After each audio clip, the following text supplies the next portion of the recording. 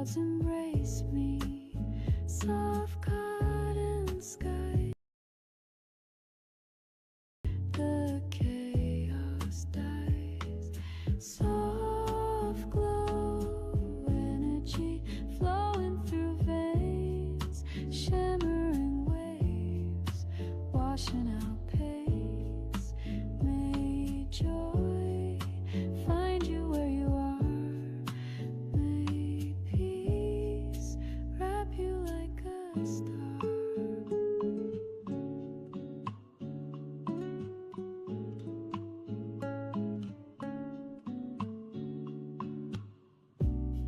The moon's a lantern, lighting my way, guiding my spirit till break of day.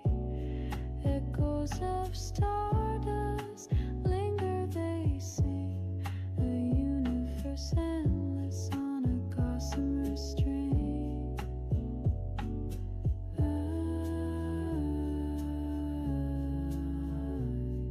Soft glow, energy flowing through veins, shimmering waves, washing out pains. May joy find you where you are. May peace wrap you like a star.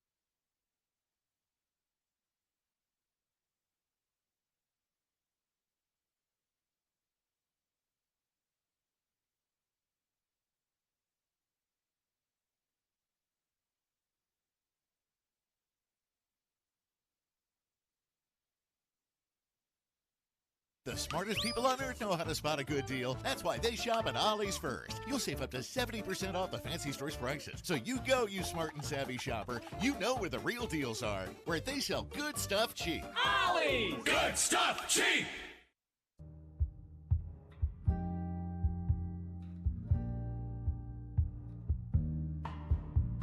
I saw you dancing in moonbeam rain, laughing like you forgot your pain. A spark of light in the midnight haze. You're the fire that sets hearts ablaze. You're a vibe, babe, one of a kind. The rhythm of life in every line. A cosmic dream, the stars align.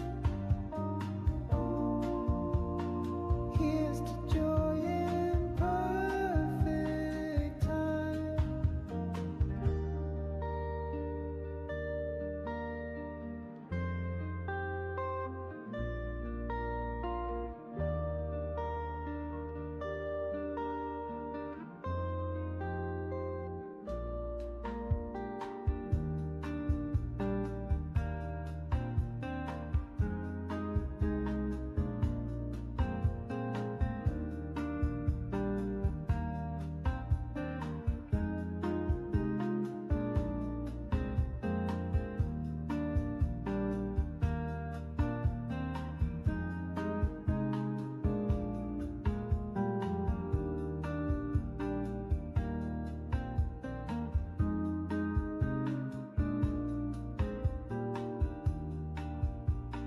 Close a story, no words can frame.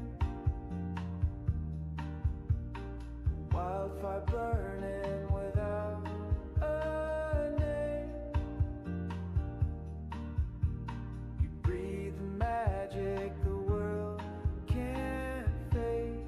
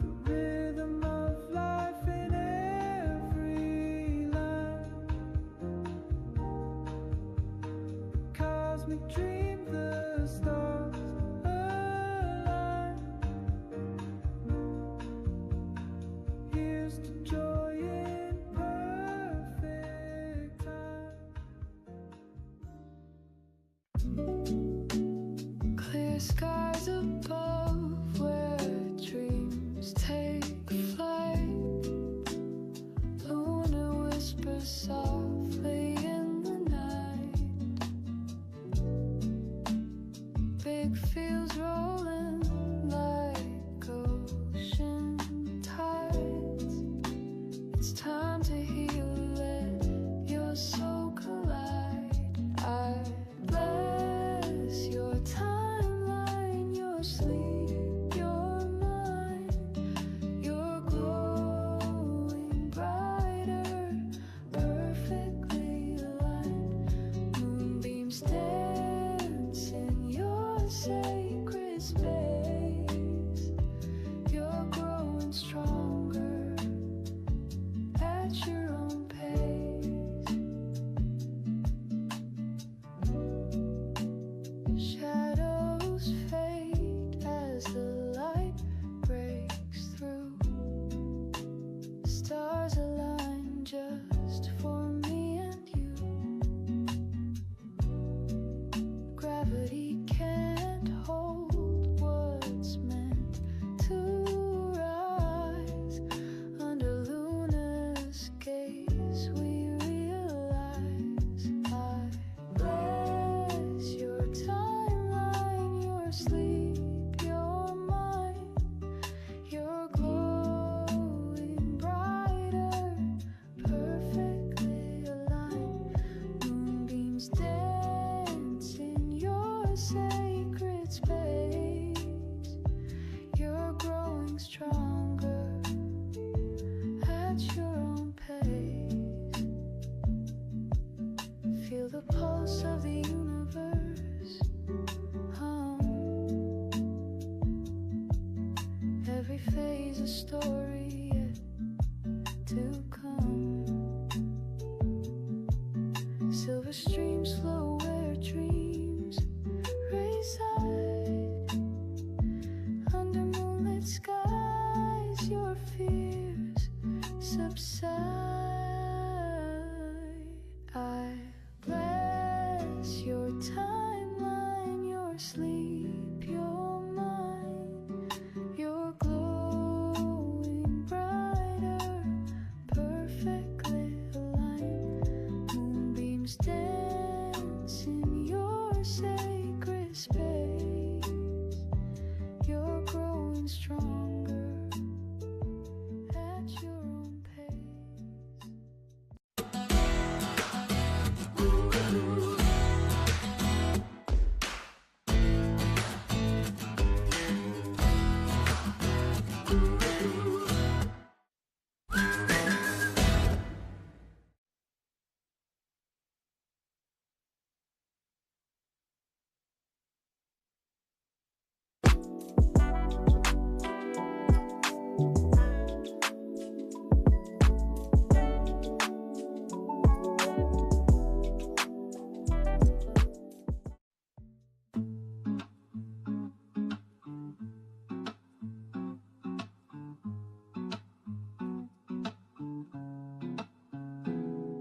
Screens off, souls on.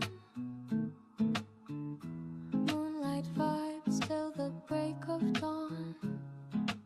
Whispers hum in the velvet hair. Dreams take flight without a care. Night mode on, the stars align. Silent echoes in their prime. May this night be soft and true, with peace unfolding just for you. Shadows dance on a silver thread. Secrets kept where dreams are fed. The stillness wraps like a lullaby underneath the endless sky. Night mode on, the stars align. Silent echoes in their prime. May this night be soft and true, with peace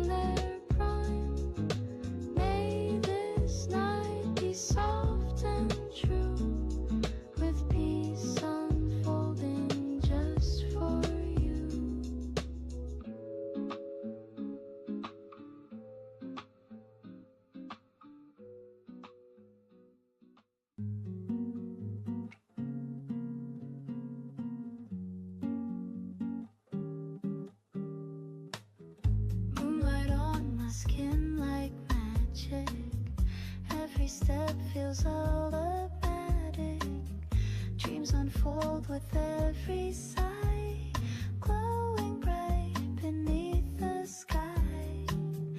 Whispers of the night surround me, endless stars they seem to crown me. Golden waves of joy arise, painting wonder in my eyes. Blessed and beaming, hearts are gleaming. Life's a spark forever streaming. Gratitude in every beat. Blessings fall like stars to my feet.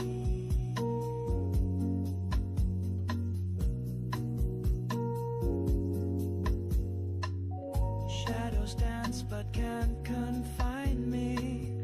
Light within will always find me. Echoes hum in harmony, a song of love eternally.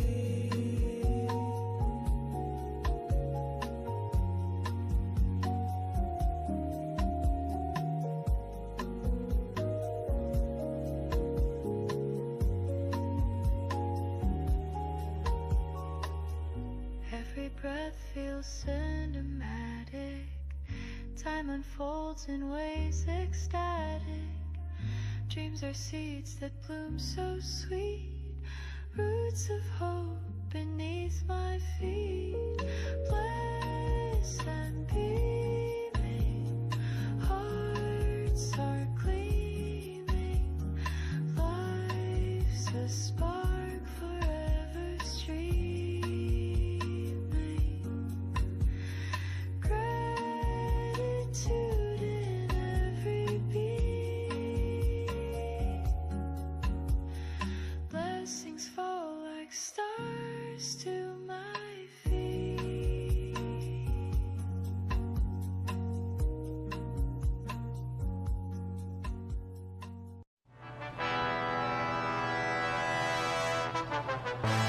They knew who to call.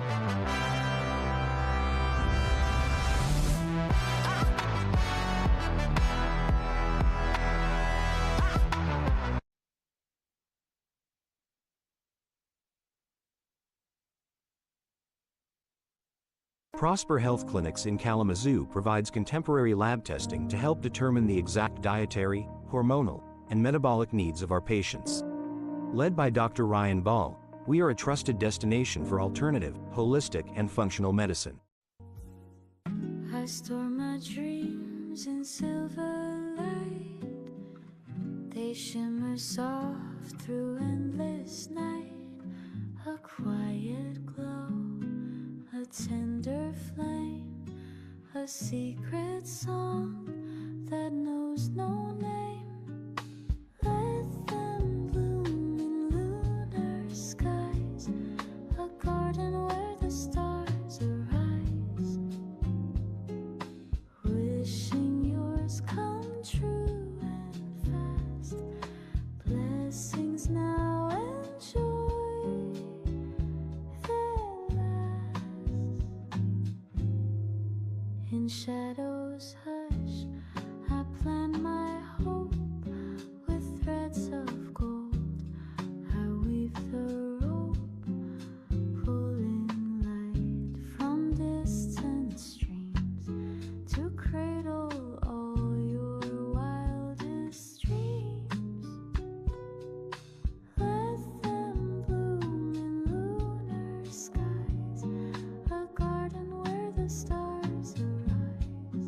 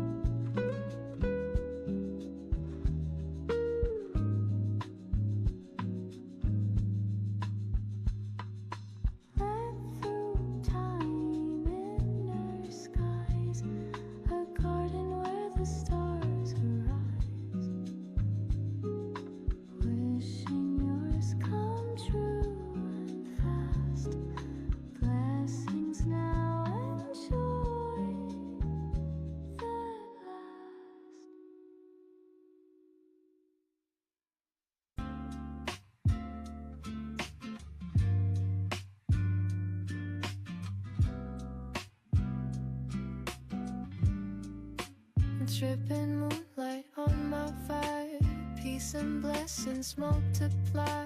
Shining soft, no need to try. I'm already divine, and so are you. Catch the glow, it's in the air. Feel the magic everywhere. Let it soak into your soul. We're complete, we're whole. The night whispers secrets low. Stars align and start to glow. Gravity can't hold us down. We're floating high above the ground. Silver rivers on the skin. Let the calmness settle in. No more rush, no need to run. We're alive under the sun. Dripping moonlight on my vibe. Peace and blessings multiply. Shining soft, no need to try. I'm already divine, and so are you. Catch the glow, it's in the air. Feel the magic everywhere. Let it soak into your soul. We're complete, we're whole. Dripping moonlight, soft and bright. Carving dreams into the night. Every shadow turns to you. I'm divine, and so are you. Dripping moonlight on my fire. Peace and blessings multiply. Shining soft, no need to try. I'm already divine, and so are you.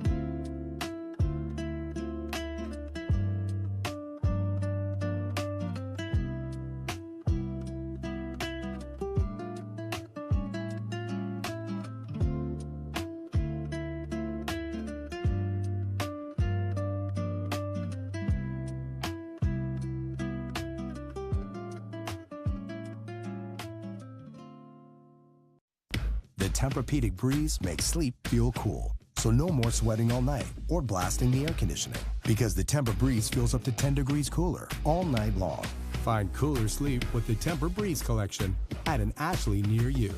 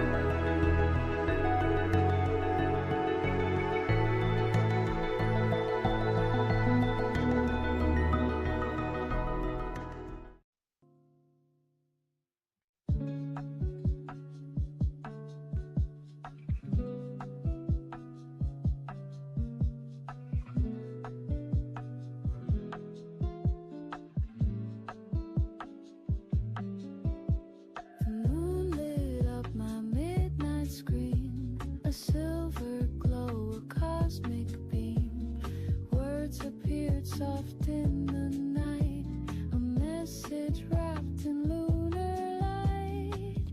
If the moon could DM it, say you're enough, you're okay. Now breathe, rest, don't feel stressed. Tomorrow's yours, go manifest. The stars leaned in to watch it send. A whisper from the sky, my friend. It knew my heart, it knew my mind. In darkness, solace it did find. If the moon could DM it, say you're enough, you're okay. Now breathe, rest, don't feel stressed. Tomorrow's yours, go manifest.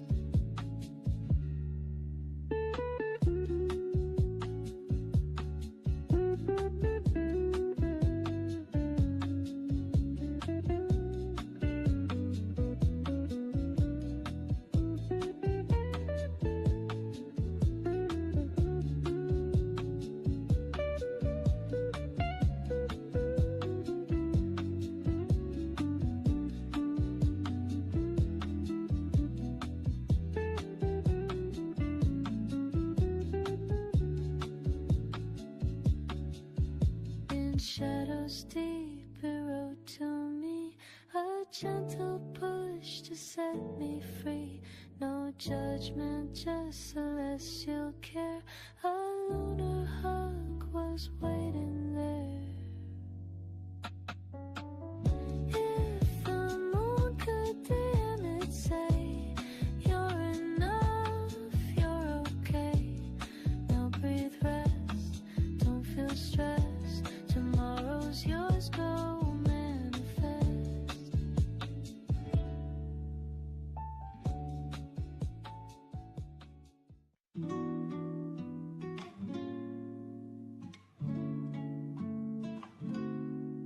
I let it go, I let it breathe. The moon says chill, you're allowed to be. I send this calm through midnight air. Hope it lands with someone who cares. Full moon glow on my skin tonight, telling me everything will be alright. No words hanging on the breeze, whispering softly through the trees.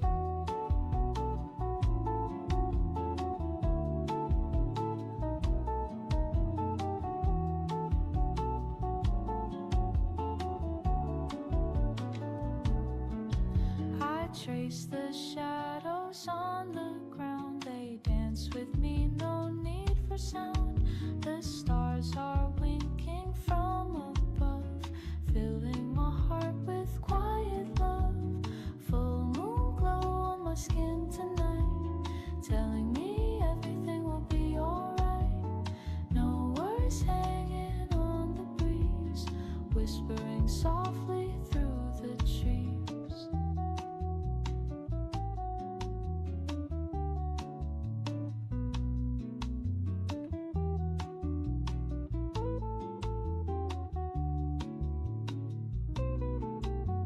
Silver light wraps the earth in a hug, sweeping away the weight we love.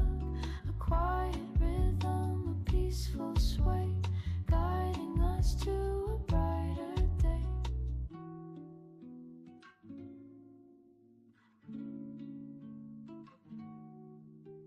Full moon glow on my skin tonight, telling me everything will be alright. No worries hanging on the breeze, whispering softly through the trees.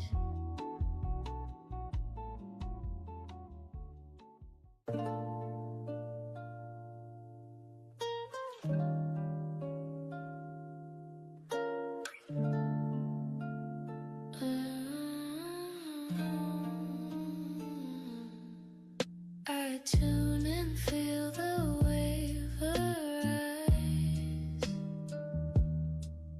The stars align in cosmic skies. Energy buzzing, can't resist. We're glowing now in this abyss. You feel that shift, it's in the air. Moonlight dancing everywhere. If you're hearing this, it's true. The universe is calling you.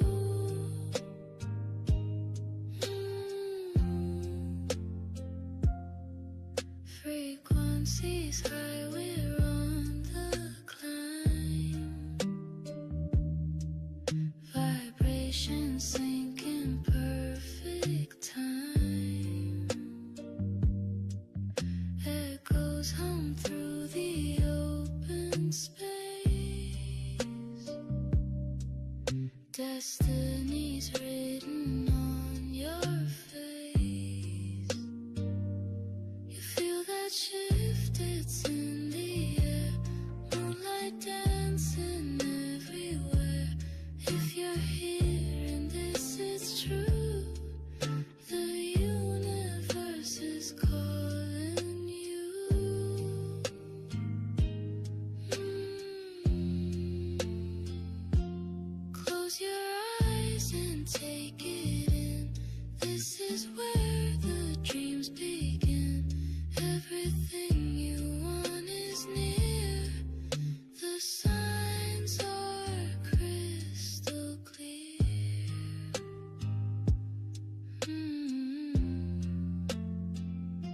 You feel that shift, it's in the air. Moonlight dancing everywhere. If you're hearing this, it's true. The universe is calling you.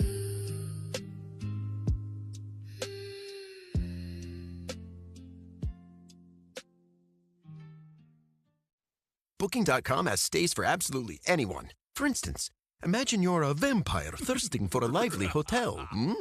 You'll find a Vegas resort near some great nightlife. Perfect. You may be undead, but you're the life of the party. And if the forecast calls for sun, at least there's free cancellation on most stays, so you can wait for the perfect weather. Gorgeous. If a vampire can find their perfect stay, anyone can. Find exactly what you're booking for. Booking.com, booking.yeah.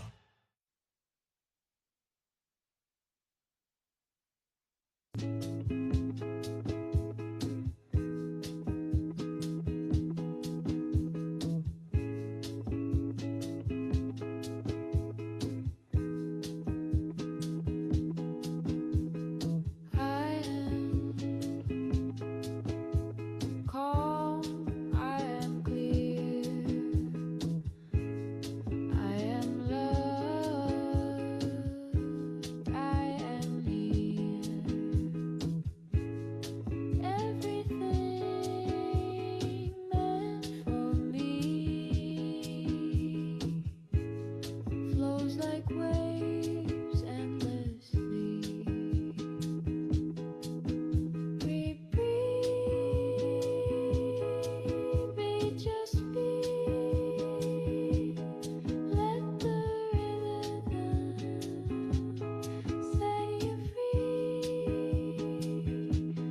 Moonlight whispers to the sea. All is as it's meant to be. Soft as night, gentle sky,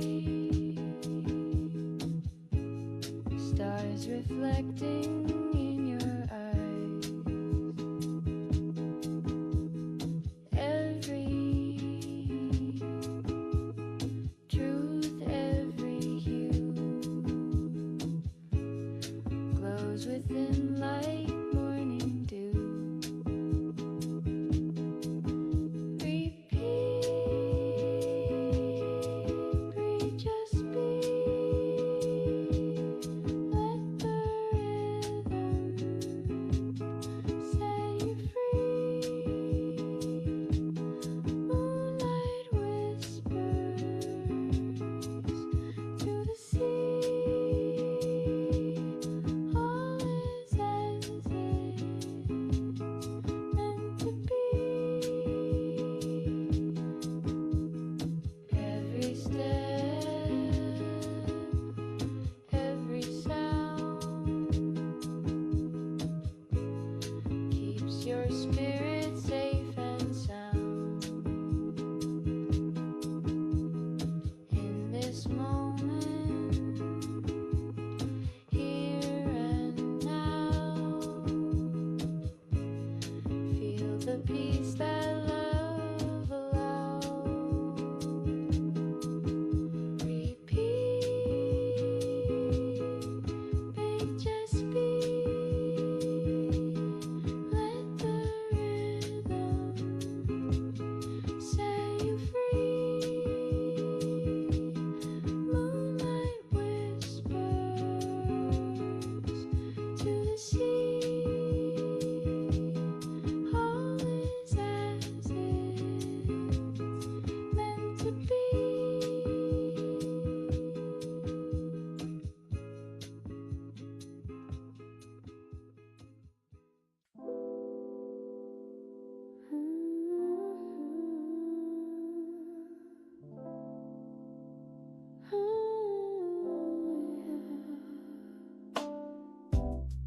Moon's out, the stars align.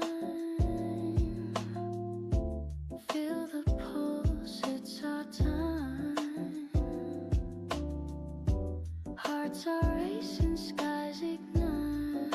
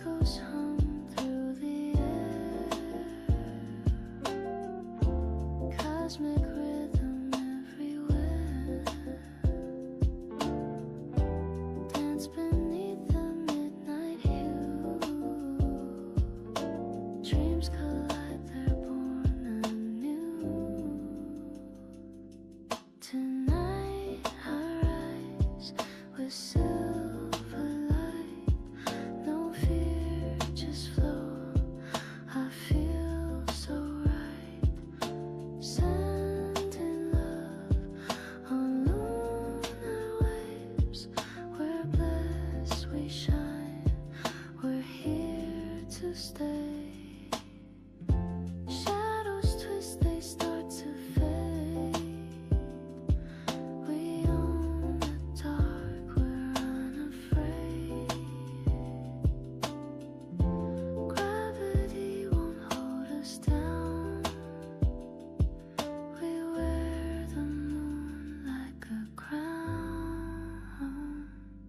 Tonight I rise with silver light, no fear, just flow. I feel so right, sending love on lunar waves. We're blessed, we shine, we're here to stay.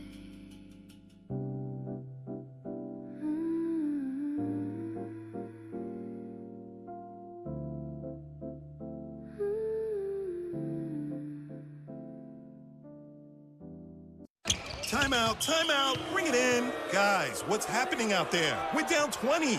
Coach, we're terrible. I'm switching teams.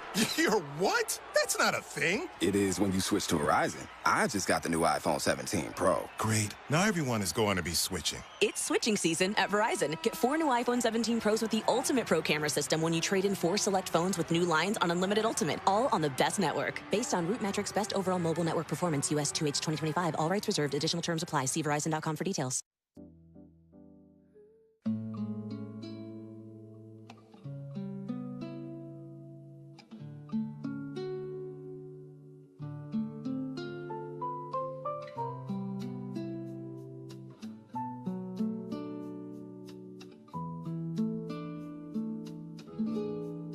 Drift through skies so vast and free, a cosmic wave, eternity. The whispering stars, they guide the way through velvet night to break of day. Just you, the stars, the quiet hum, a moonlit beat where peace comes from. Sending calm like sacred code. Let this light unfold your soul. Galaxies spin in perfect flow. A dance of light we'll never know. In endless space where dreams collide. Feel the universe by your side. Just you, the stars, the quiet hum, a moonlit beat where peace comes from. Sending calm like sacred code.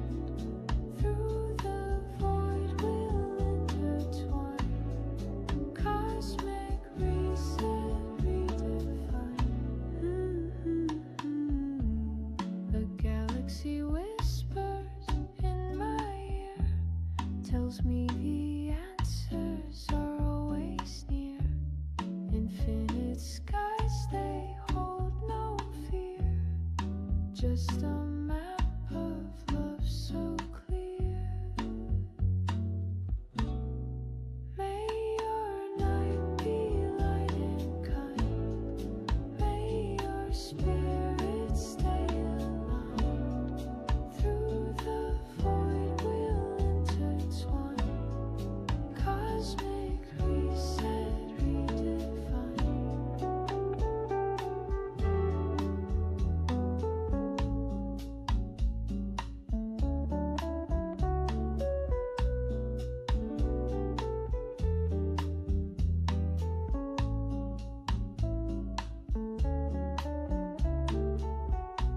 Celestial waves erase the pain.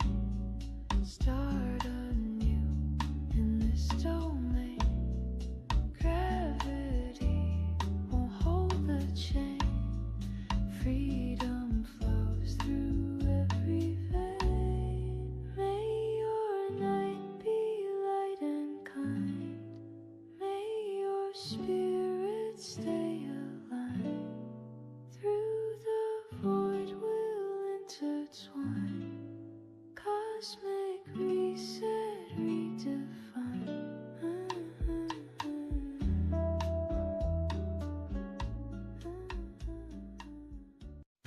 Grainger knows that as an HVAC technician, the heat is on you every day.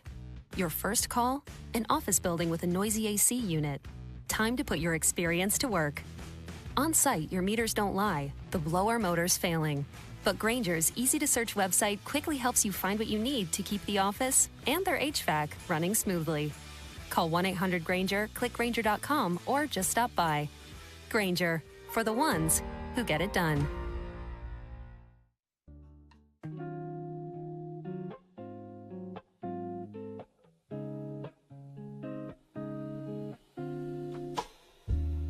Gemstone moon, you got my way. Through the dark where shadows play. Whispers dance on silver streams. You hold the key to all my dreams.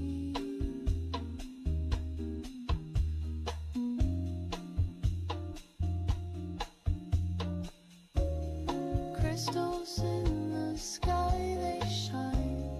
Every color, every time. Binding hearts that never. Starlit paths beneath my feet.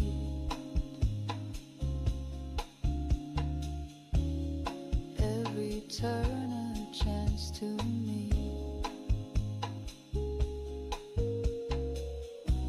Reflections glow from deep within.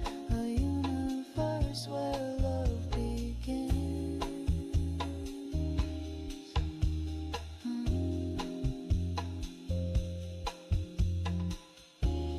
Crystals in the sky, they shine. Every color, every time. Binding hearts that never part. We're all whole, we're all are. Underneath this endless dome, I find the place I call my home. Wishing love to every soul. In your light we all feel whole. Crystals in the sky, they shine. Every color, every time. Binding hearts that never part. We're all whole, we're all are.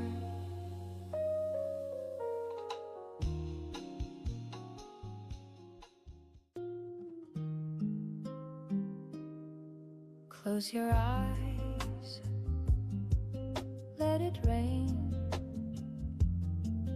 Feel the whispers, ease the strain. Shadows fade under the glow.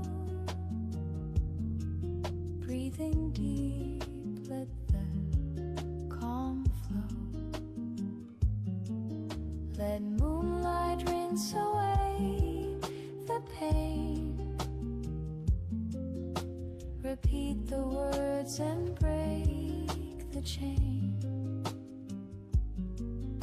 I am light, I am whole, safe within my sacred soul. Step into the quiet stream where the stars align and gleam. Every heartbeat knows the way, guiding through the night's ballet. Let moonlight rinse away the pain. Repeat the words and break the chain. I am light, I am whole,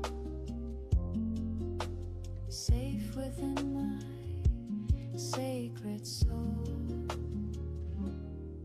Candles flicker, spells unwind. Leave the chaos far behind. Feel the earth beneath your feet. Harmony in every beat. Let moonlight rinse away the pain. Repeat the words and break the chain. I am light, I am whole, safe within my sacred soul.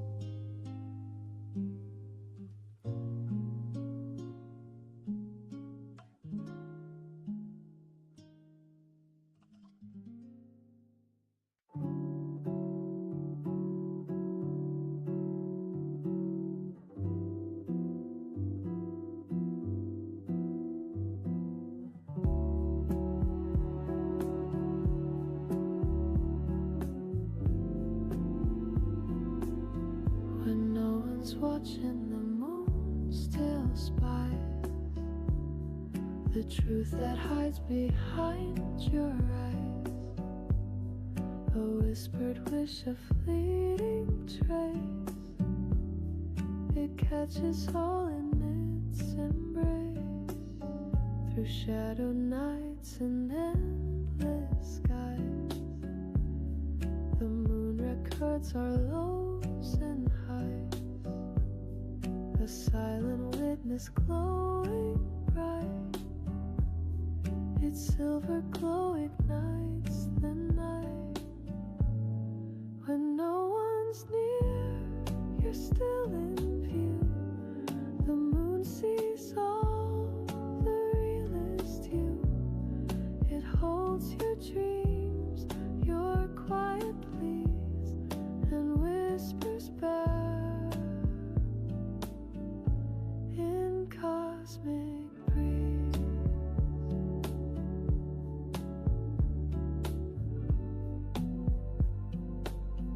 Beneath its light you bear your soul. Each broken part, it makes you whole. It doesn't judge, it doesn't pry, just cradles you beneath the sky. So let it watch, let it adore the you who hides behind closed doors. A beacon hung in midnight's hand to guide you back to where you stand. When no one's near, you're still in view.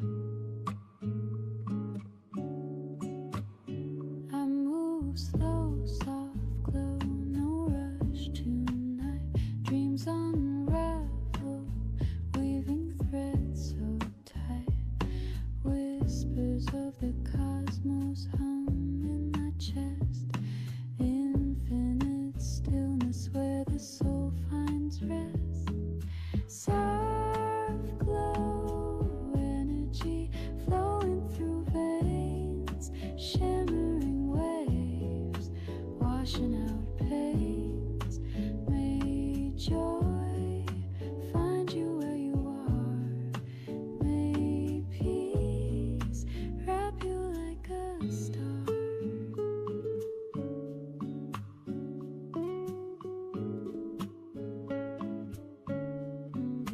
Breath so steady, the world spins on, each moment sacred till the night is gone.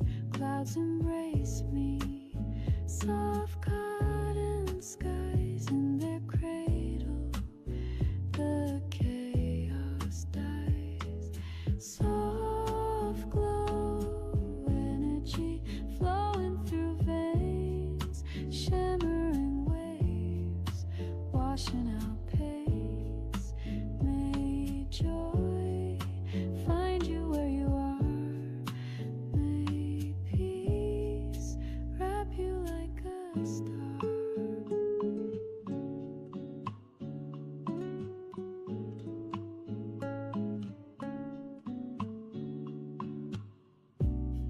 The moon's a lantern, lighting my way, guiding my spirit till break of day. Echoes of stardust linger, they sing, a universe endless on a gossamer string.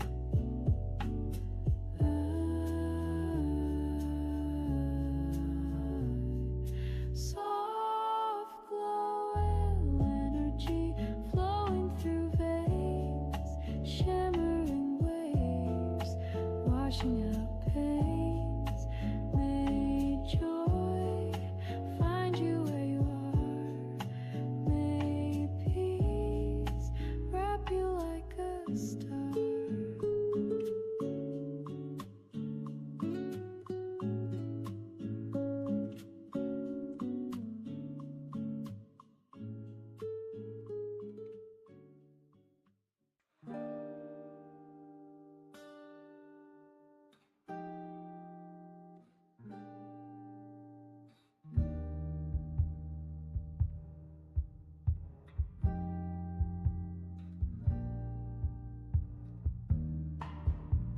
I saw you dancing in moonbeam rain, laughing like you forgot your pain. A spark of light in the midnight haze. You're the fire that sets hearts ablaze. You're a vibe, babe, one of a kind. The rhythm of life in every line. A cosmic dream, the stars align. Here's to joy in perfect time.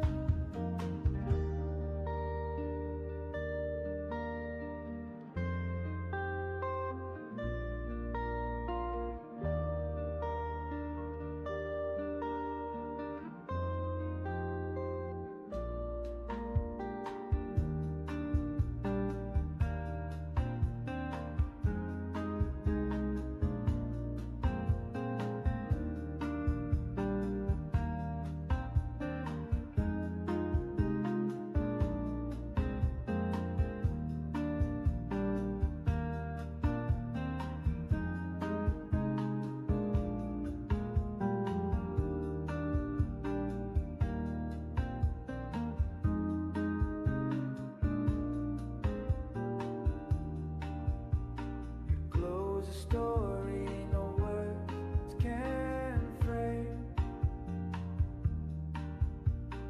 Wildfire burning without a name. You breathe the magic the world can't fake. A hurricane in every step you take.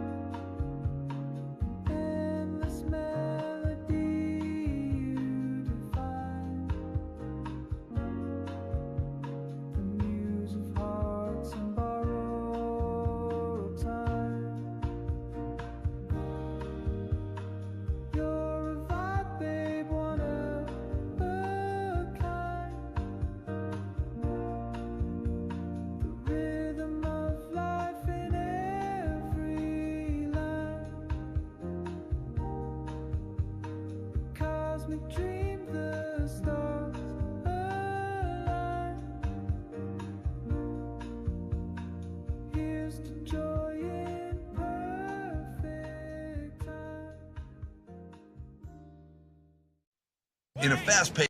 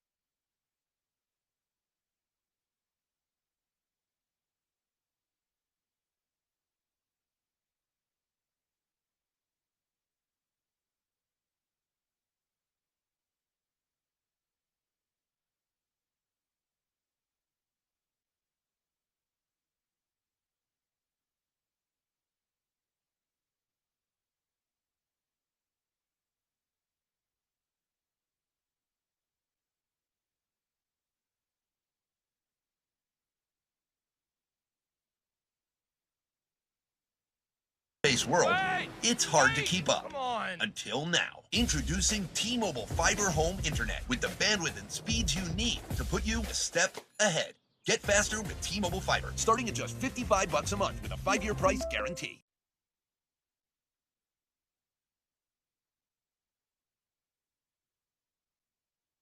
Think I'll try this a new way. I'm gonna show you the tricks that I know. I'm getting tired of talking, and I need more of a show right now. It's time that you made your mind up, 'cause lately all it ever does is change. Feels like we're only talking.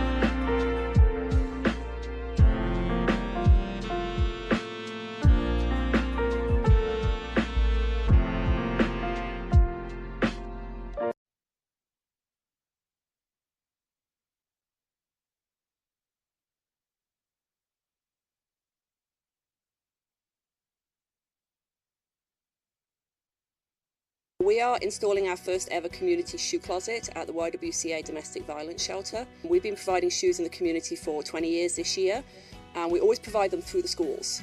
And we've worked out that there are some caregivers and some children that just aren't able to access our program. So we're putting in our first permanent closet so their children, as they come into the shelter, can get new shoes.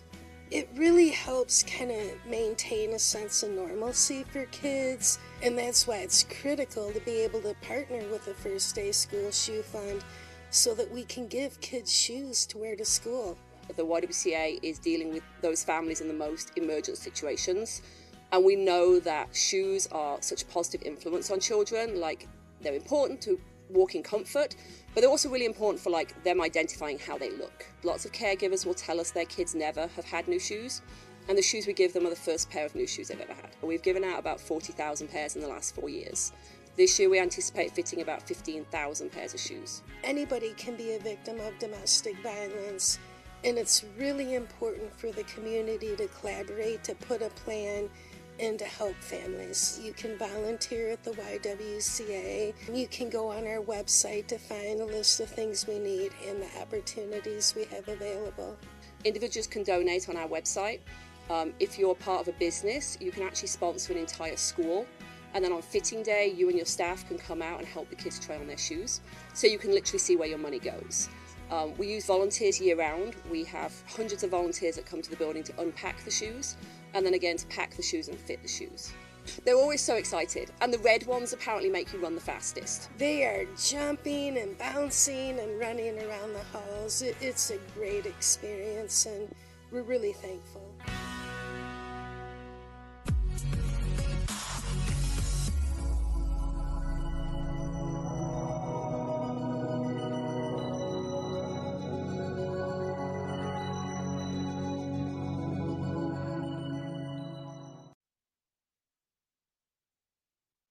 I'm a doctor, and my passion is to alleviate arthritis pain using nothing but natural methods. Can you guess the top 3 foods that I would recommend you to eat? We are installing our first ever community shoe closet at the YWCA.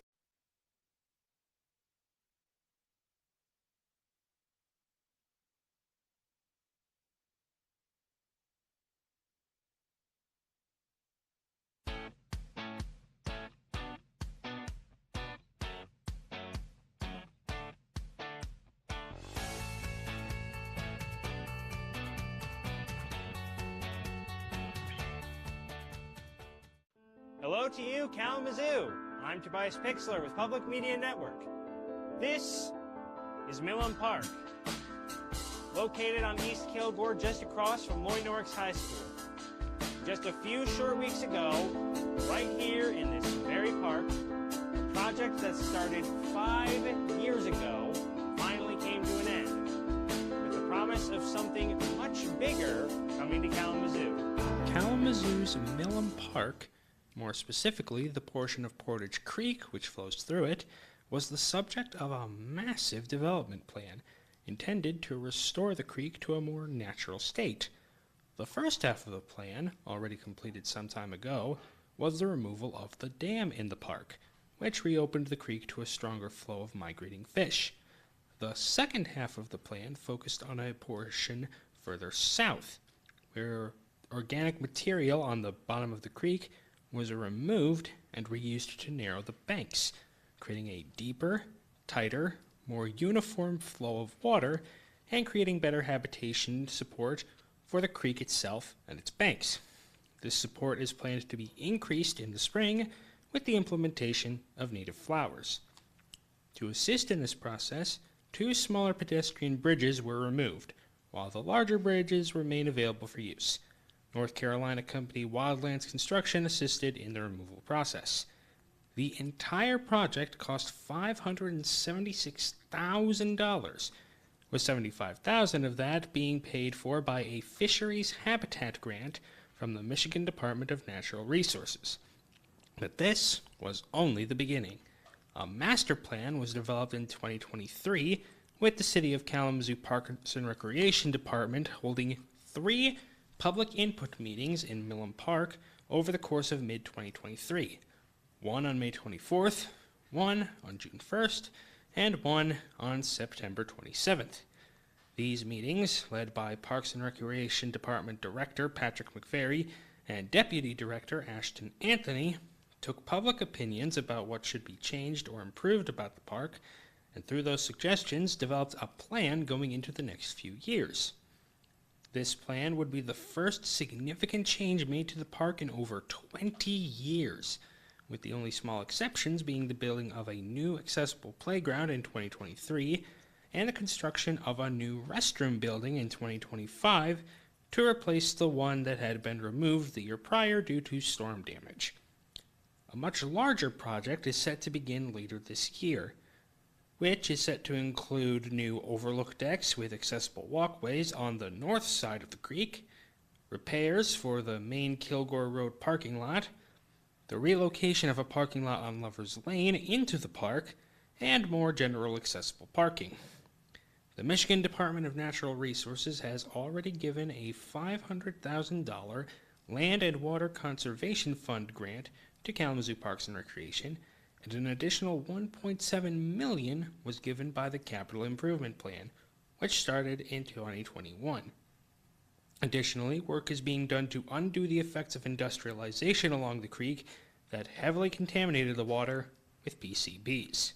Seems like a lot of trouble to go through for just a creek, but this water is very important to the ecology of Kalamazoo. It spreads for 11 miles across Kalamazoo and Portage. It provides shelter and food for native species, and if we can get it cleaned up, it just might be able to provide for us too. I'm Tobias Pixler with Public Media Network. Stay safe, stay informed, and I'll see you next time.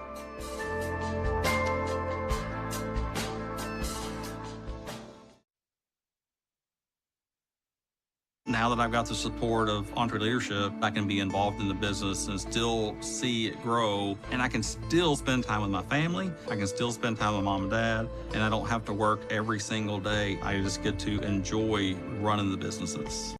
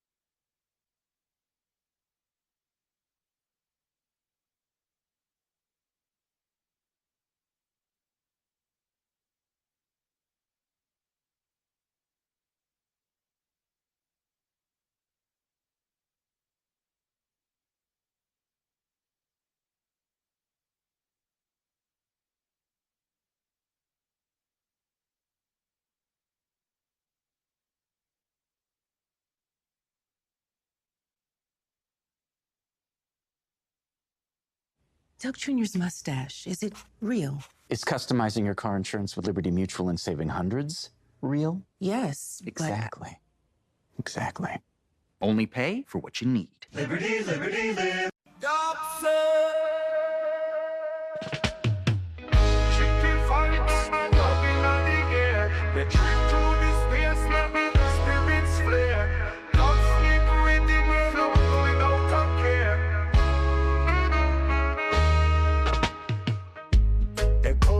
The night me and spin round.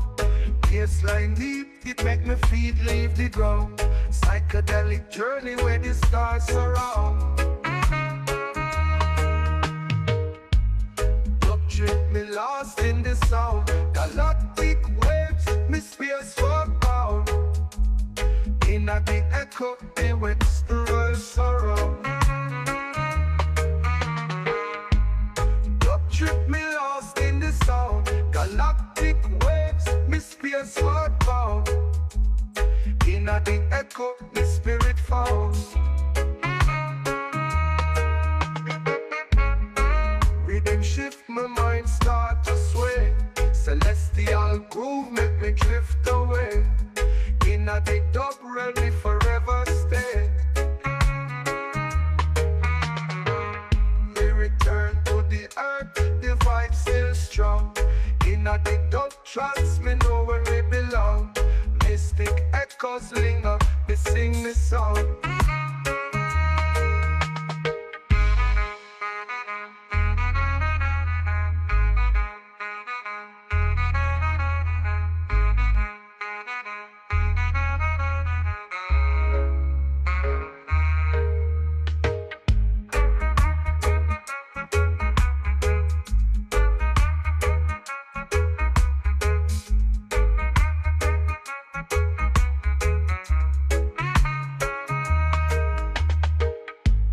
Return to the earth, the vibe still strong.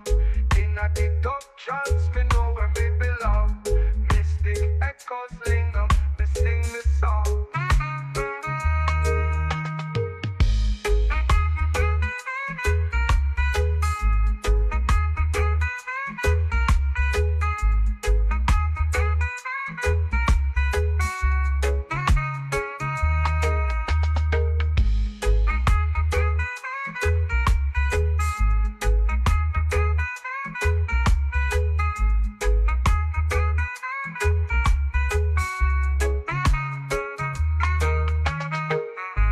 Return to the earth, the vibe still strong. In a the dub trance, me know where me belong. Mystic echoes linger, me sing this song.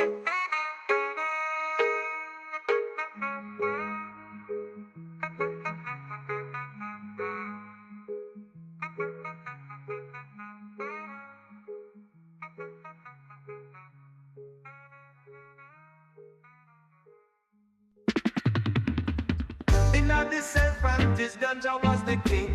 Or in a the chalice, make the mind sing. Roots and culture, the vibes where we bring. Oh, the herb make we wise, the herb make we free.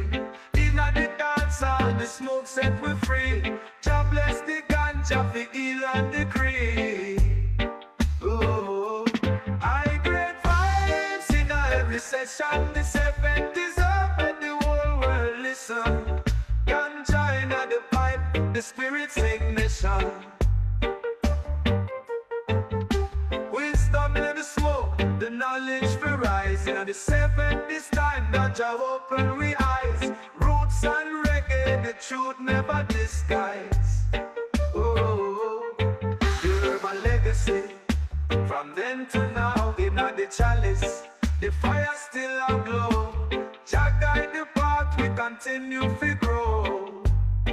Oh, the earth make we wise, the earth make we free. In a the dance hall, the smoke set we free. Jah bless the ganja for heal and decree. Oh, the earth make we wise, the earth make we free. In a the dance hall, the smoke set we free. Jah bless the ganja for heal and decree. Oh, I great vibes. session, the 70s up, let the whole world listen. Ganja in the pipe, the spirit's ignition. Oh, wisdom in on the smoke, the knowledge for rising on the 70s time. Ganja open we eyes, roots and reggae, the truth never disguise. Oh, the herbal legacy, from then to now, in the chalice, the fire still a glow. Jah guide the path, we continue to grow. Oh, the herbal legacy, from then to now, in the chalice, the fire still a glow.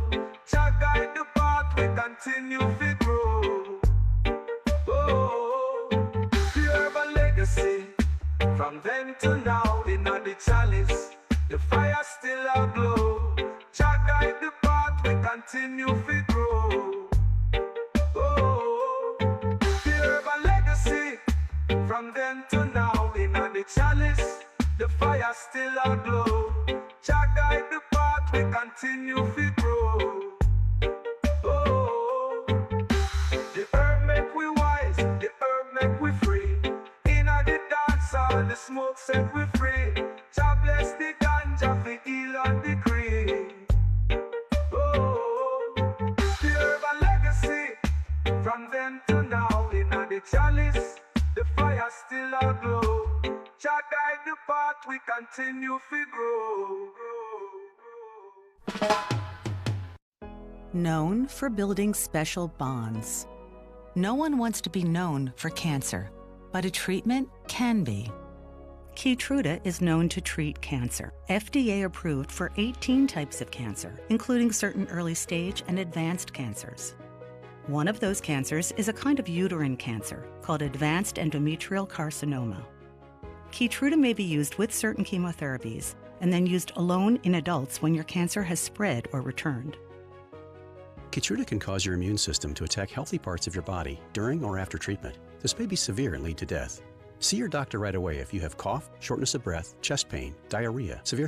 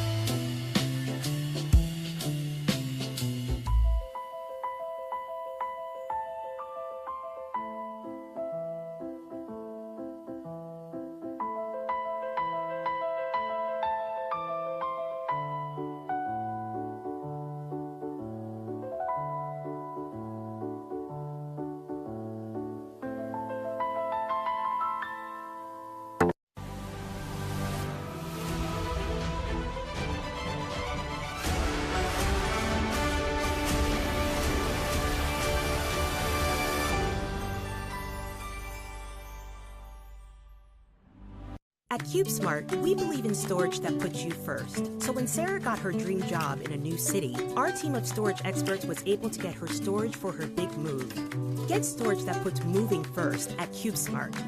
Rent online and move in today.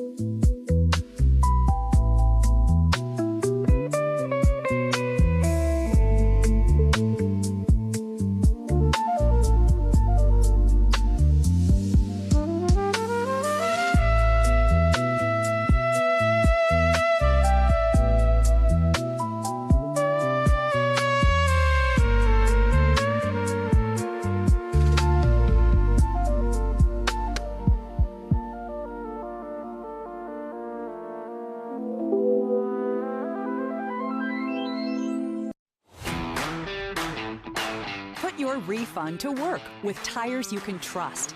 At Monroe Auto Service and Tire Centers, get up to $100 back with limited time deals on premium trusted tire brands, including Pirelli, Goodyear, Cooper, Nexen, and more. Because when your tires feel right, everything else moves more smoothly. Visit Monroe.com for details.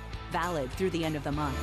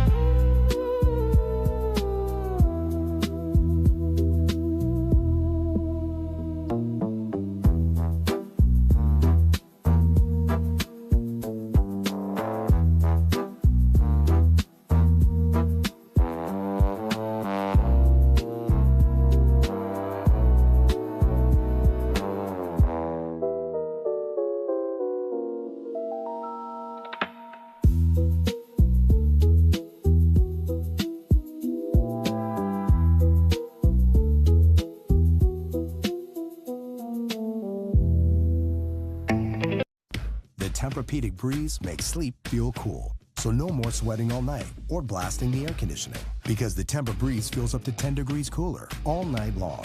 Find cooler sleep with the Tempur Breeze collection at an Ashley near you.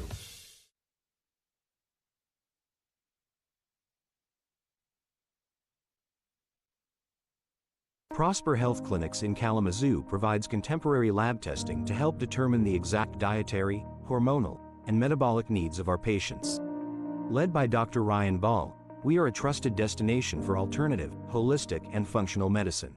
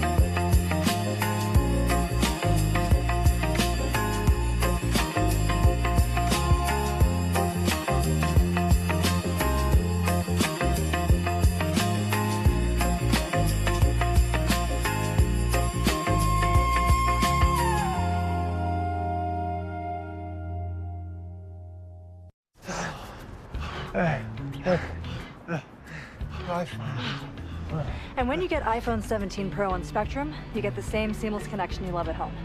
On the go. Get the new iPhone 17 Pro, now available on Spectrum.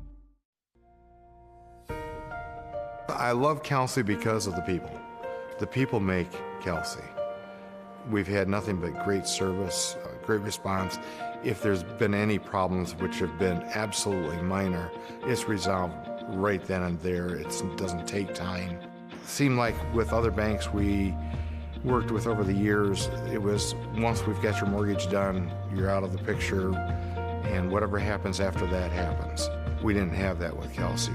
It's just been really nice to be able to have that personal contact, that hometown friendship, and that's one of the things we love most about Kelsey.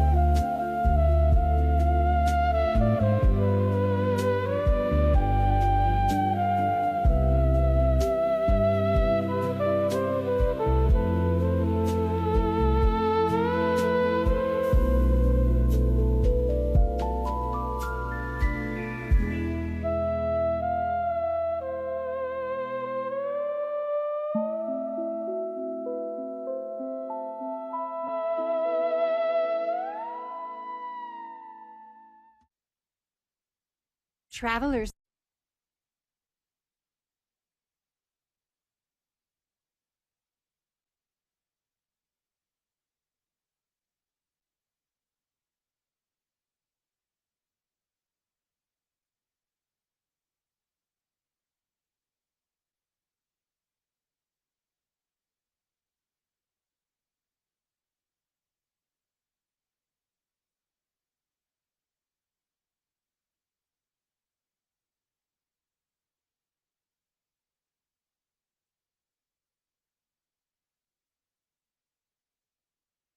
Swear by this one trick. What's up with Mom? She's been scrolling travel advice for hours. Now she's got influencer brain. Hashtag paid partner! Mom, you gotta use Kayak. They compare hundreds of sites so you always get your trip right. Kayak.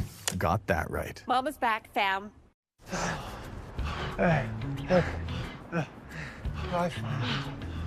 And when you get iPhone 17 Pro on Spectrum, you get the same seamless connection you love at home. On the go. Get the new iPhone 17 Pro, now available on Spectrum.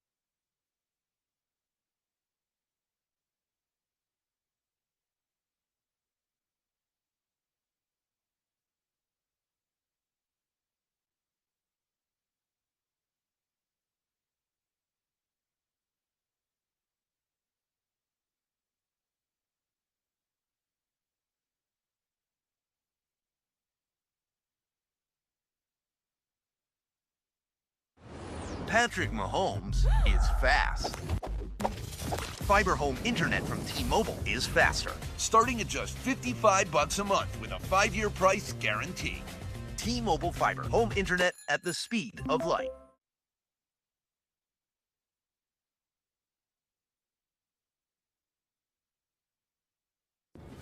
Are you Marcia? I am. I am. Thanks for meeting me here. Usually not an interweb dating guy. Barely ever use this phone computer. Unless it's to bundle my insurance with Liberty Bibbity. Oh.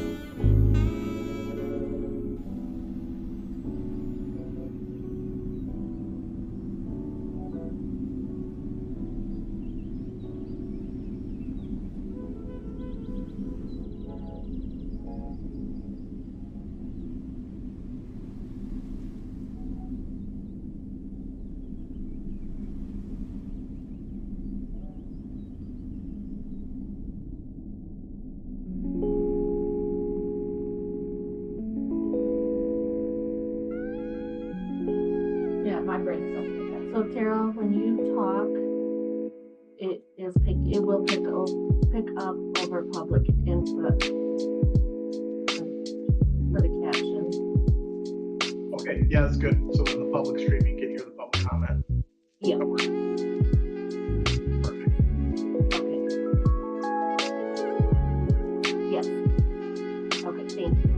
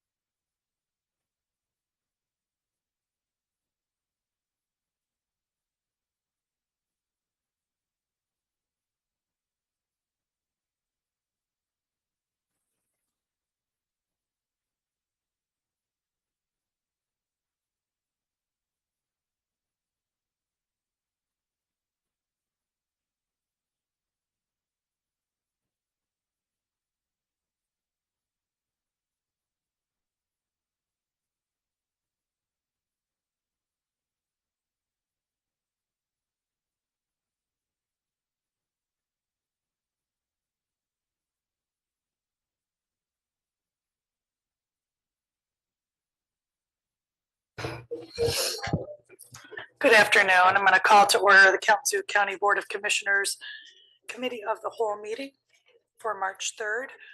Clerk, will you please call the roll? Commissioner DeLue, I am here. Commissioner Gisler, Here. Vice Chair Pro Tem Hepler, I'm here too. Commissioner Mazer, Here.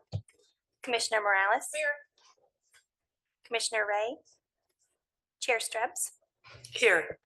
Vice Chair Taylor, Here. Commissioner Wheeler. I am also here. 8 present. Thank you, Clerk. All right, we'll go to our first opportunity for public comment. This can be made in person or by the phone if you're attending virtually. You may call 855-925-2801 and enter meeting code 10748, and then press *3 to join the speaker queue.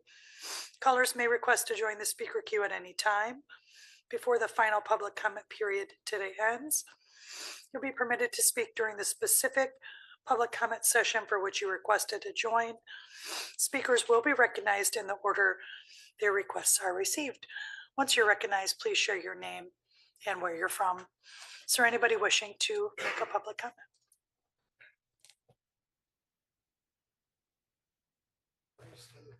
Administrator, anyone? All right. Good. No one in chambers and no one online. We will move forward to item 3. We'll look at a review of accounts payable and payroll disbursements, and we will welcome our Finance Director, Ryan Post. Welcome. Good afternoon, Chair, Vice Chair Pro Tem, Board of Commissioners. This evening, we have an accounts payable. We have an accounts payable claims list totaling $6,019,647.59 is presented for review. Of this total, the Board of Commissioners asked to approve claims totaling $4,857,542.80. Payroll disbursements totaling $4,645,771.58 are presented for the February 27th elected and general payrolls. That being said, we welcome any questions from the board at this time. Questions? I had reached out with just some minor ones to administrator earlier, but one of them, I don't think I got an answer. There was a replacement of a chiller on buildings and grounds.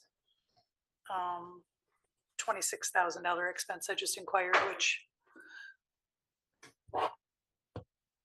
Yes, thank you, Chair. I was able to respond, but I know, just in transit. So that is an agreement. It's a 5-year agreement. So that's one of the installments. So it's year 2 of a 5-year installment. Thank you very much for the clarification. Absolutely. I appreciate it.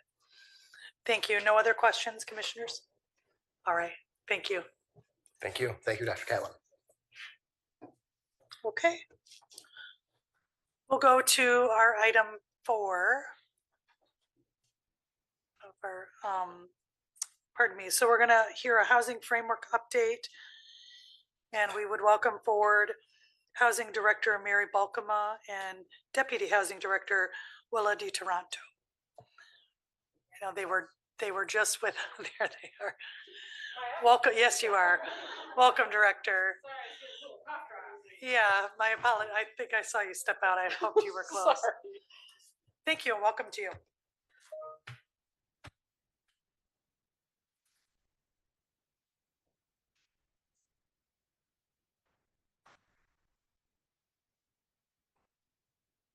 So sorry. I'm all good? Yes, you are, please. Oh, from the beginning, am I supposed to be doing?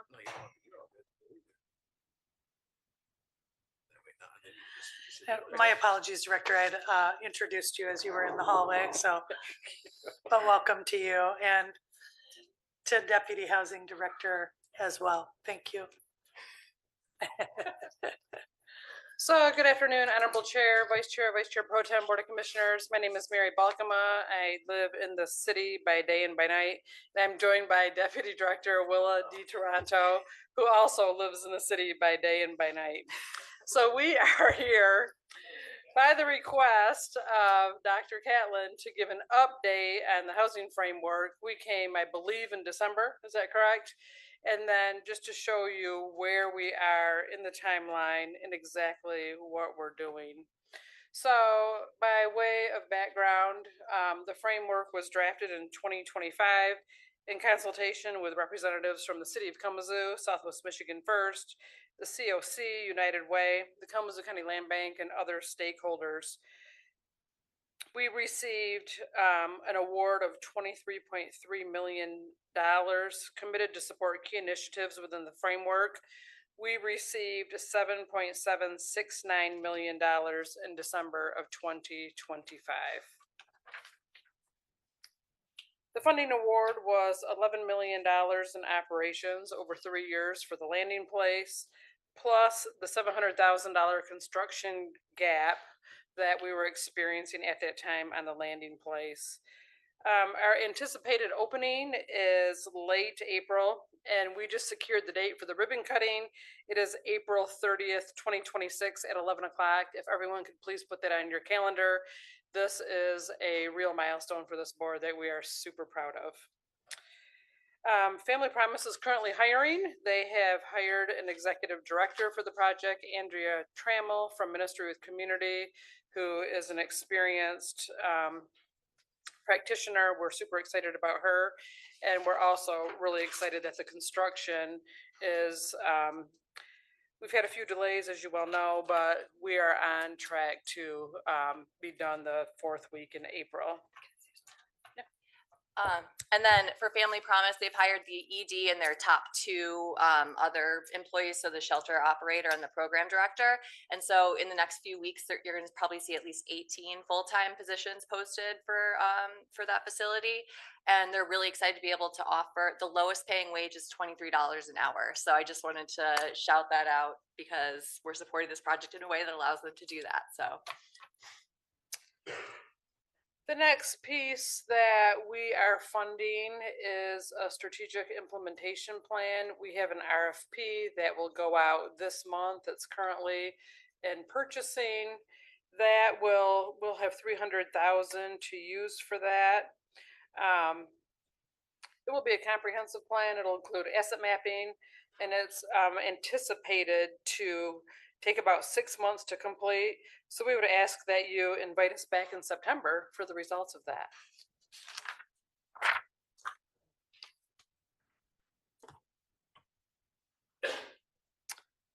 So obviously, we cannot do this work by ourselves. This would be an absolute heavy lift. So we need to add capacity to the housing department. We have 2 initial full-time employees. The positions will be back for review from HR on 3/6. The position creations will be on the 3/17 or the 4/7 board agenda. They will be posted in April and hired in May or June. So that is the trajectory to hire the positions. We know there's a lot of interest, especially in the voucher program. So as soon as we have that person hired, the faster we can get that up and running. And then we will come back in the 4th quarter for a supportive housing division manager. So that's kind of the cadence with the hiring of staffing. And the award is also $600,000 for the data integration system. Do you want to talk about that? Sure. So one of the full-time employees that was just mentioned is going to be coming in to support this initiative. We know there's a lot of outreach and research that needs to happen on the front end. Also, a lot of conversations with the users of current systems and databases to make sure that we have all the buy-in that we need for this, and we're really building out a system that is usable by all of our providers in the community. So we're really excited to have a full-time position tied to that. And in the meantime, the housing department has started conversations through the regional housing partnership at the state level with the statewide homeless management information system, HMIS provider, so that we can figure out how we can get our system to work with the statewide system that all of the providers are could be utilizing. Talk about that? Okay, county voucher. Sorry, I just ran up the stairs, still out of breath. Um, the funding awarded for that $7.2 million over 3 years. Just like the previous slide, there's a full-time position tied to this initiative. But we are anticipating coming out with 2 pilot programs with this funding. One will be modeled slightly similarly to HUD's project-based vouchers. So those go with projects or units. So an example of that would be with Mount Zion, we funded a $500,000 pool of funding for them to provide vouchers for units at the Legacy Senior Living. That's subsidizing units from 60% AMI down to 30% AMI. So that's type 1 of voucher. And then the second voucher would be a tenant-based voucher. And so that looks more like the housing choice vouchers that are administered by HUD that go with the household. And then the household uses that to go out and seek a housing unit. We are going to pilot the project-based ones first, potentially utilizing projects that have already been funded with millage dollars. So those are already partners of ours that we're working actively with the property management systems there. That can probably get operational a lot quicker. We're targeting Q4 2025. 26, sorry, I'm 26 now. So we're targeting Q4 2026, but that's dependent on getting staffing hired and the property management groups in place. We're already conducting research and talking with some of those management firms about how can we look at the current project-based voucher system and make it a little bit more usable for the folks that are holding those vouchers. And we've been getting some really great feedback, so I'm super excited about that. The tenant-based voucher is going to be a little bit more complex and require a lot more data tracking and information gathering. And so that will probably be a next year initiative that rolls out. But we are also being mindful of the fact that there's very few vouchers coming from HUD right now. We want to be able to get these tools into the hands of people that need them as quickly as possible with a program that will hopefully work well and be funded continually.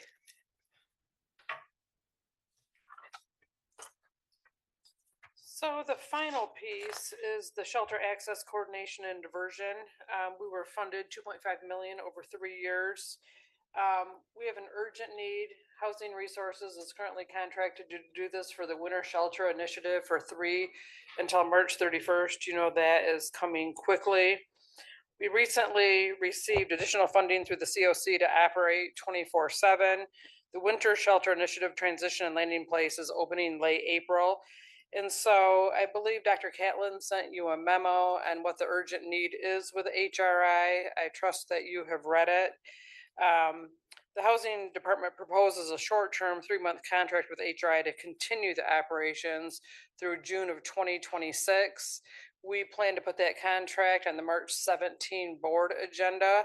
We would really covet your leadership to pass this. We do not have a plan B, and we need this service. And at the end of June, we'll assess if it worked, if it did not, and come back to this board for future direction. A longer-term contract will be developed in partnership with current and prospective shelter providers to ensure a cooperative system development, shared provider buy-in, and a comprehensive coordinated access system that functions effectively for both providers and the households it serves.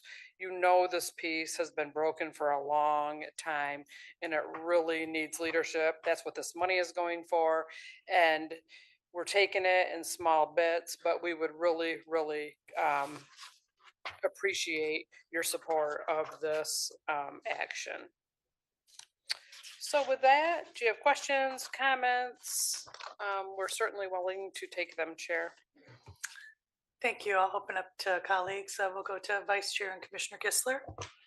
Thank you. A couple of questions, but first I just want to say thank you. $22.3 million, and I know how hard you worked on that, Mary. Thank you, thank you, thank you. I think it's going to make a huge difference in a lot of people's lives in Kalamazoo. But I did have a couple questions on the pilot program, the tenant versus the 2 different pilot programs that you had there, or pilot vouchers, the project-based voucher versus the tenant-based voucher. With the amount of money that we have now going with all the projects that we have going through the 297 or through the Housing Millage Fund, doesn't it make more sense, and wouldn't we get more bang for our buck, so to speak, to tie those vouchers to our current projects and be more of a pilot based as opposed to a tenant based voucher system? It seems like the tenant based voucher system is going to be, administratively at least, just looking from far away that I am, that it would be it'd be a lot of work. And it seems like you'd be able to be more efficient with the current projects that we have now, and tying that $7.2 million into the current things that we're funding out of the housing millage. But thoughts on that? Well, I appreciate that feedback very much, and that's why we're starting with that, because it's our project. We know the AMIs, we know what this board's approved, we know where the gaps are, and so that was our thinking too, to start there. But then there's more need than we have built housing for. So sometimes that mobile voucher, you know where you want to leave, and there's an opening, right? So we wanted to move with you to maybe a place that we don't have money in. And so I think that we need both, but I mean, there's wisdom in what you said, and that is why we're starting with it. And so if that works and we use up all the money, then that's what it's going to be. If they both can work, then we would like that too. And quick follow-up, Chair. Oh, sorry. Well, and to that point also, so a lot of the rental units that we have funded are smaller in size. So studios, 1 bedroom, 2 bedroom, that's not going to work for a household with 4 kids, for example, that might need a rental subsidy. And so that's where having the housing choice comes into play, because you're able to go and rent a 4-bedroom house, for example, single landlord. That makes sense, and I guess I didn't think of it from that angle. Also, one of the biggest problems I see with the housing vouchers from the federal side is that it creates sort of a dependency on governmental support. Whereas if you had a sliding scale, you had the opportunity for people to accept promotions, accept more hours, work their way up in their career, and be able to slowly not have that support level, and you'd be building self-sufficiency. So as you're developing this pilot project, just keep that in mind, for my 2 cents at least. Absolutely. Commissioner Gisler. Thank you, Chair. I support John wholeheartedly on his last comment. That makes a lot of sense. My questions, I guess it's all one question with multiple parts, has to do with employees. I wasn't able to keep up with how many FTEs you were talking about in total. Are any of those temporary? How many of them may be grant funded? And how many of them are going to be permanent county employees? They're going to be permanent county employees that are grant funded. Yes, to everything. Three of them. Thank you. 3, okay. Yes. How do you get permanent employees that are grant funded? I don't know. We have a lot of them, and when the grant cuts, then we cut the employees. But they are permanent employees. That means they're on our payroll. They share in our benefits, and we call those permanent. That doesn't mean the funding's permanent, however, but they're considered. If the grant blows away, then we'll have to go to other plan B. arrangements have to be made. Absolutely. Okay, thank you. Commissioner Morales. Thank you, Chair. As someone who was a recipient of Section 8, I agree that we shouldn't be dependent, but in this time, we need to be dependent. So I don't want to really put too much focus on that, because even if we do the sliding scale, somebody may make 200 over, and then it puts them in the bind because they don't qualify for things. So just putting that in the air. And then when you say the voucher, being able to move with them, excuse me, that means within our county boundaries, correct? Not if they wanted to move somewhere else, like how a Section 8 voucher could follow you from state to state. No, this board has been very clear that our county millage dollars stay in the county. Right, I have a few additional follow-ups too. So again, just the tremendous work that the housing department has been engaged in here for us, and we're watching so much more now come into real 3-dimensional life. It's going to be very exciting, particularly the launch of the landing place, and the up to 80 families that we're going to impact there. The jobs that we're also creating in the local community with like real meaningful livable wages. So that's a tremendous success. I think just to elevate for community, but we've had lots of ongoing dialogue around most of these strategies, and just to identify in the strategic and implementation planning process that we seek foundational input from people with lived experience who are on the margins, who have experienced homelessness or are currently unhoused, and that be a robust and meaningful effort where that dialogue is really integrated into our approach in the system design. A couple of questions on the data integration specialist and the funding for data integration, and how that also dovetails with the work of the HARA at HRI, their management of the HMIS system. So are we building out a fully owned county data system that we see integrating with HMIS? Are we just developing additional user interfaces for HMIS? Will that be extended to contract providers within the housing sector that will be able to directly seat data into the system? Or help me further sort of understand. So there's a few different ways that you can do that, and a lot of it depends on what. So HMIS is a federally, it's a federal requirement that reporting is done through HMIS. I've seen communities where they have their own data integration systems that feed the data into the HMIS that needs to go in there. That is a question that would be, the state needs to allow us to do that. I've also heard of ones where data is pulled out of HMIS into the more robust system, which doesn't seem as efficient, but we might, so there's different options that we can explore and are exploring with the HARA. So the COC is actually the manager of HMIS and all of the licenses that we have in the county. And so that is why having a staff person associated with this is really important, so we can make sure that we're capturing all of the pain points from current users of that system. And then also having discussions of how we make something work really well in the long term. What sort of systems are out there? Is there already, software that we could purchase that is usable in this way? Do we need to build something out completely new? There's in research that we've done as the housing department, there are a lot of questions still that we need to dial in before we can actually execute any kind of contract on that. I think just some of the feedback I'm hearing from the sector is that in just observation and anecdotally in other communities where they've got access to user interface at the provider level, so that we're not creating sort of a choke point for data has to be funneled through one small entry point, I think would be a benefit. And how we design that system and data flow and management, will be important, because good data can drive better decision making and quicker access to services for our folks, right? Okay. I also want to talk about the voucher pilots. So I'm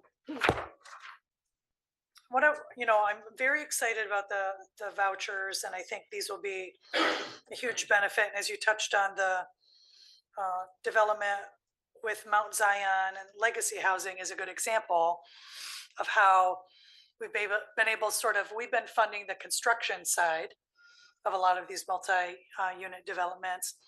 That gets us some subsidized units, but then the vouchers we can more deeply subsidize longer term, hopefully, with supported funding. So if we begin to target developments that have already received some housing millage funding, what is our vacancy rate looking like right now within those properties? Do you have a sense? Do we have particular developments that have a higher rate of vacancy? What is that looking like? It's looking like those 30, 40, 50% lease up really fast. And then the market units are not leasing up. But if we had flexibilities with these vouchers, and let's say we had a market rate unit, but we could use a voucher to bring it down to a 50, 40, or a 30, then those would lease up really fast. And so I think this allows us flexibility on all our development to hit those lower AMIs, which I know is a goal of this board. It is. I'm gonna one follow-up and I'll go back to Commissioner Morales. I'm also wondering how we sort of thread a needle between the support of folks that need access to housing. We absolutely need to accomplish that because we know we have 800 some families on wait lists right now looking for supports, or individuals and families.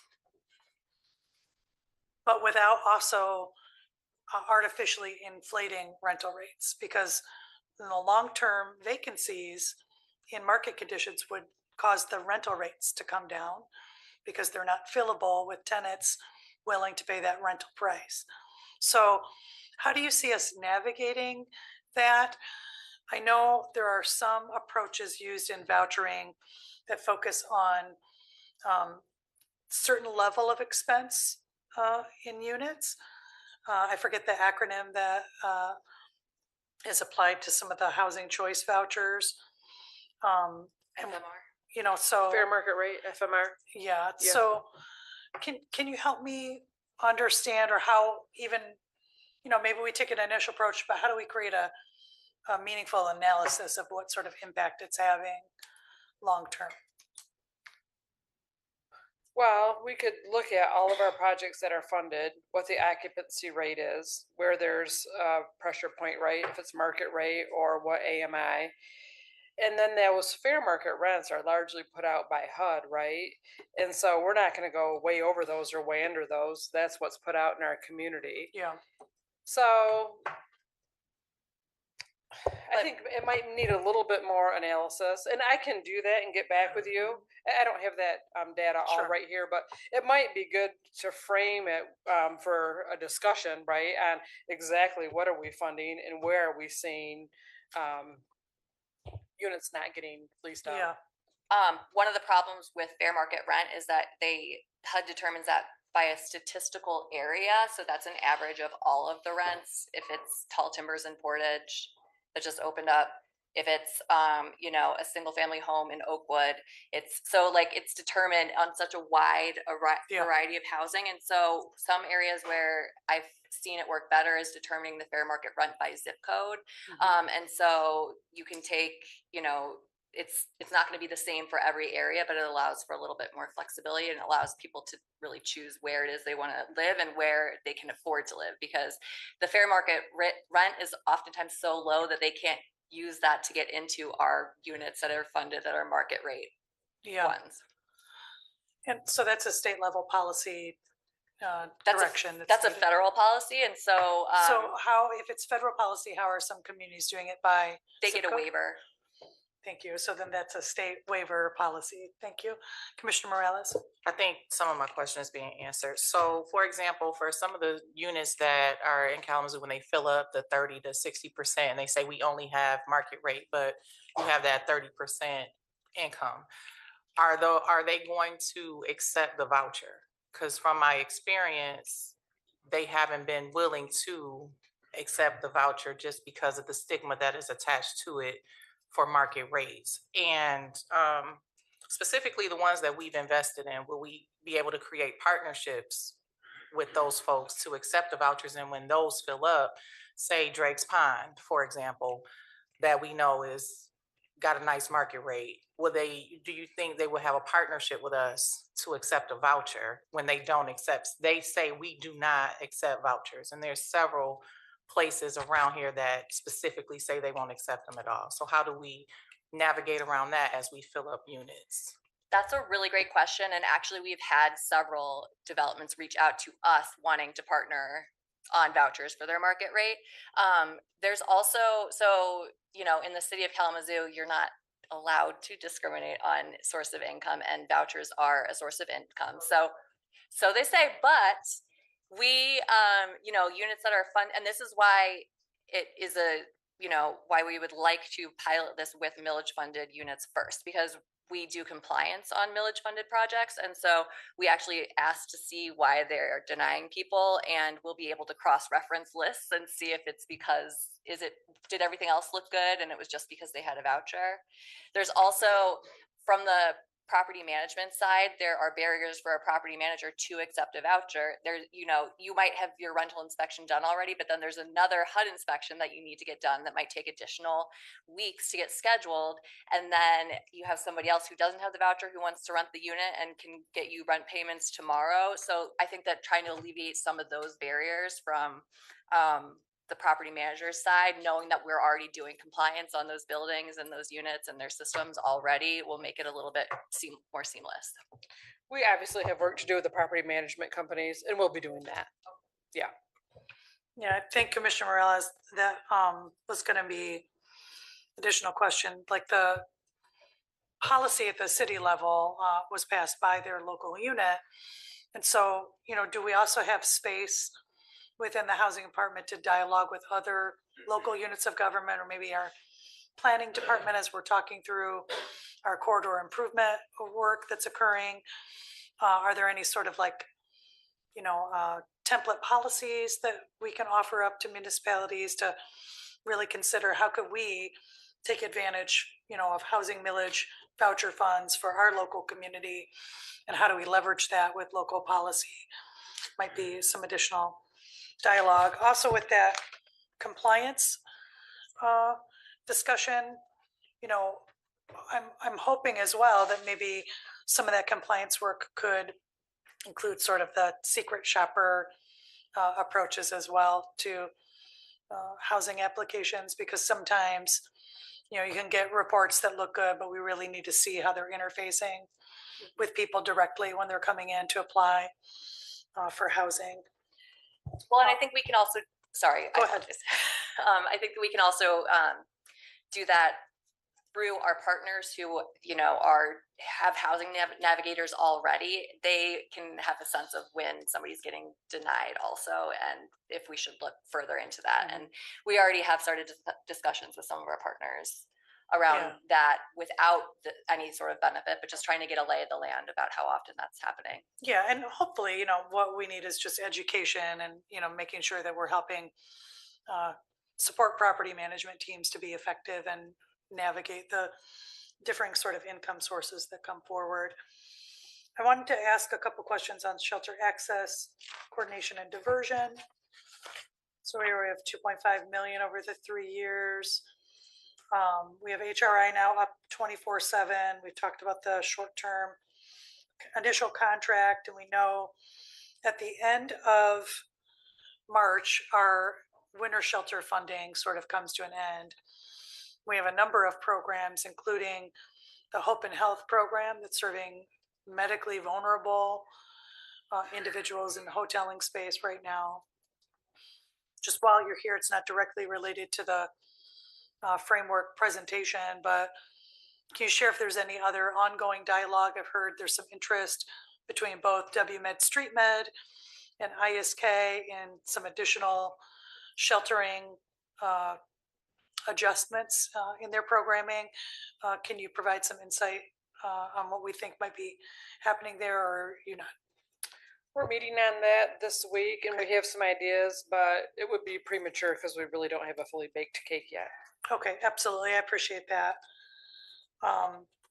So certainly just from the, my perspective, trying to figure out how to ensure that those frail folks who are currently in safe housing remain that way should be a priority. And we can have that discussion when our ad hoc committee comes up meeting for housing millage, if there's funding support needed to make that a reality. Yeah. Sure.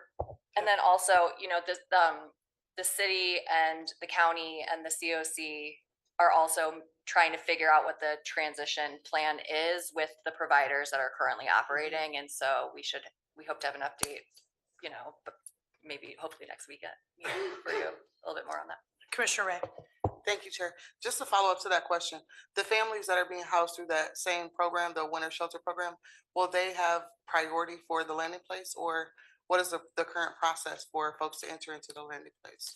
So for the landing place, there are already, over 80 families on the coordinated entry list. And so we're using the prioritization through coordinated entry to get families into there. Yeah, so I mean, I would just want us to think through that a little bit, because if we have families that we have now housed, begun to stabilize, we've spent resources doing that. If we then face the circumstances where those families are back in their cars or on the street, we've not really made effective use of that initial investment. Stability takes time. It takes, capacity building, and we're going to miss an opportunity to do that.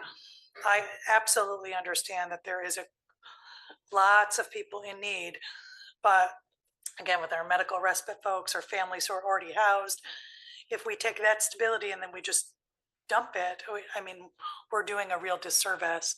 So I really encourage us to think through that and be mindful. And HRI is working with Hope and Health, and so those families that are there are on the coordinated entry list now, and so figuring out and they are in shelter, so they're not housed. They are still prioritized to the top because they're not permanently housed. Yeah, and that would include also families that are in the Hope Through Navigation. All the Hope. I know, a lot of hope. Programs. Yes. You. So HRI has done coordinated entry assessments with the folks with the families that are there. Okay. They are still in shelter, technically, that's in shelter, and so that is a prioritization category. Okay. For coordinated entry. So then, as that program comes to an end, they would move up in prioritization for the landing place. Yes. Thank you for that clarification. All right. Thank you. Do we have any other questions? All right. I appreciate. Thank you very much. Absolutely. Appreciate it. Thank you so much. All right. Let's take it now to item 5. First, we have a first reading of our resolution calling a public hearing regarding the proposed issuance of tax-exempt capital improvement bonds. And these are for the indoor youth sports facility. Do you have any questions? Do you want to, Vice Chair, update on that? I'll just make a comment. I'd like to thank the administrator. We worked hard on looking at the assumptions of this and looking at what this would look like 20 years. I 25 years from now, I feel confident that these revenues are going to cover these expenses, but I just want this board to know that it's tight. And if we have another COVID type event or something similar to that, then for a year or two while we recover, these bond obligations are on the county's behalf. So, well, I think that, knock on wood, everything looks good and we should be collecting a little bit more than we're paying out each year. Hopefully we don't have another COVID type event that would drastically affect our 101. And I'll just add to that comments too. I appreciate Discover Kalamazoo's ongoing dialogue with us. We did work very conservative assumptions that built increasing revenue based on really the current stock of hotel rooms that are available in the community today. And likely we certainly will have additional construction in the future, but we based them on the most conservative assumptions that we could. Additionally, we know that there is a bit of a surplus from the initial collection of the accommodations assessment that does provide about a year's worth of cushion. And we also are identifying language within the proposal that if there is a shortfall in accommodations revenue, that the revenue generated by the facility itself also comes first, then to county obligations for bond. So we baked in as much protection as possible, and that leaves me feeling much more comfortable. All right, so I appreciate the work. We dug into it, and we appreciate that. All right, anything else? Okay. We'll go next to our first reading for resolution of support of HB 5152 and 5153. These were This is a request from Clerk Place.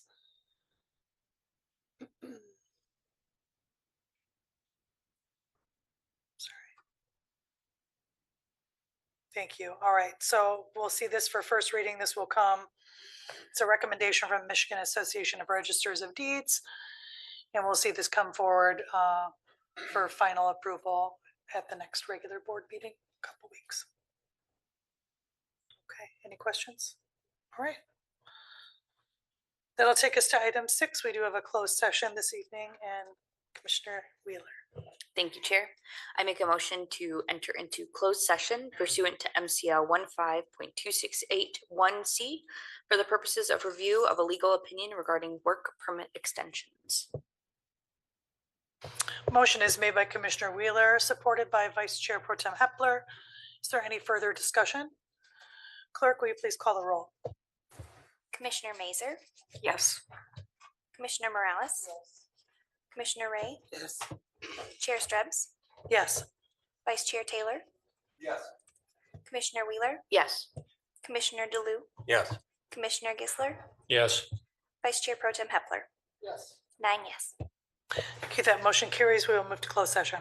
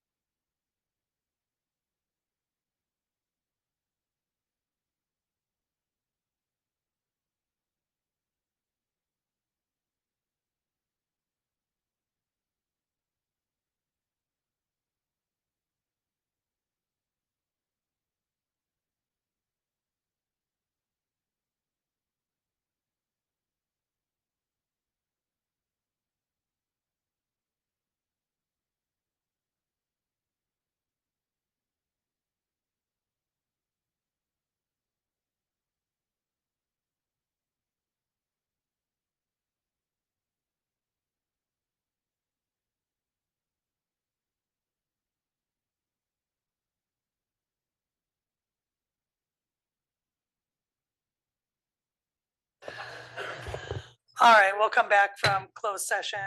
Commissioner Wheeler. Thank you, Chair. I'd like to make a motion to come out of closed session. Motion is made by Commissioner Wheeler, supported by Vice Chair Pro Tem Hepler to come out of our closed session. Is there any further discussion? All those in favor signify by saying aye. Aye. Any opposed?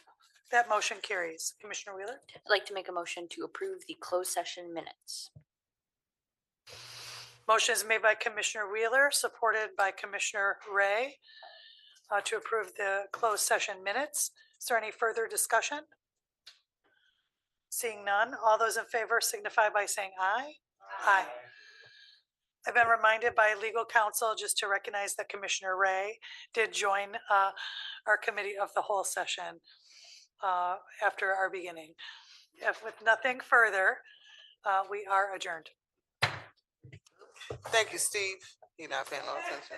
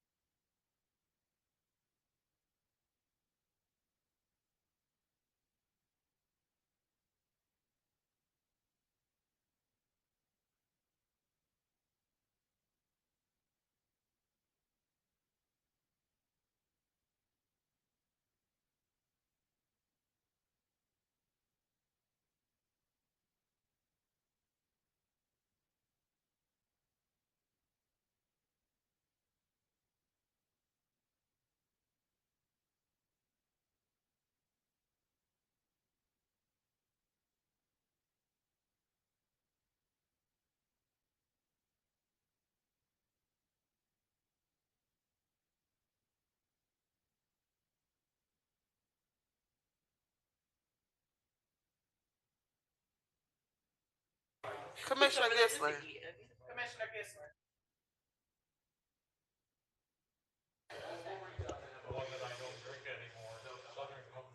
Look at you.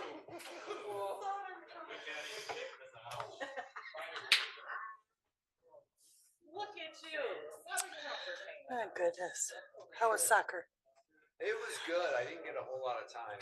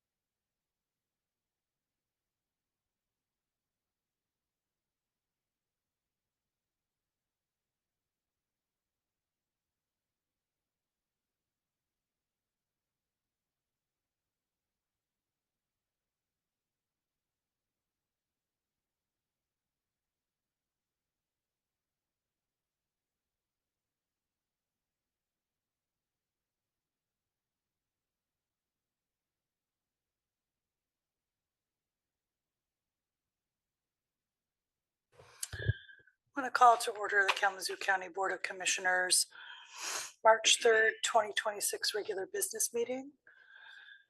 And we'll begin with item 1 is our invocation and reflection, and leading us in that will be Vice Chair. Go ahead. You're all right. Please stand. Lord, we are meeting today to conduct the matters of public business. Guide our hearts and our minds in the spirit of fairness, right thought, and respect for all. Impart your supreme wisdom upon our activities so that our affairs may reach a successful conclusion for everyone in Kalamazoo County. In your name we pray. Amen. I pledge allegiance to the flag of the United States of America and to the republic for which it stands, one nation, under God, indivisible, with liberty and justice for all.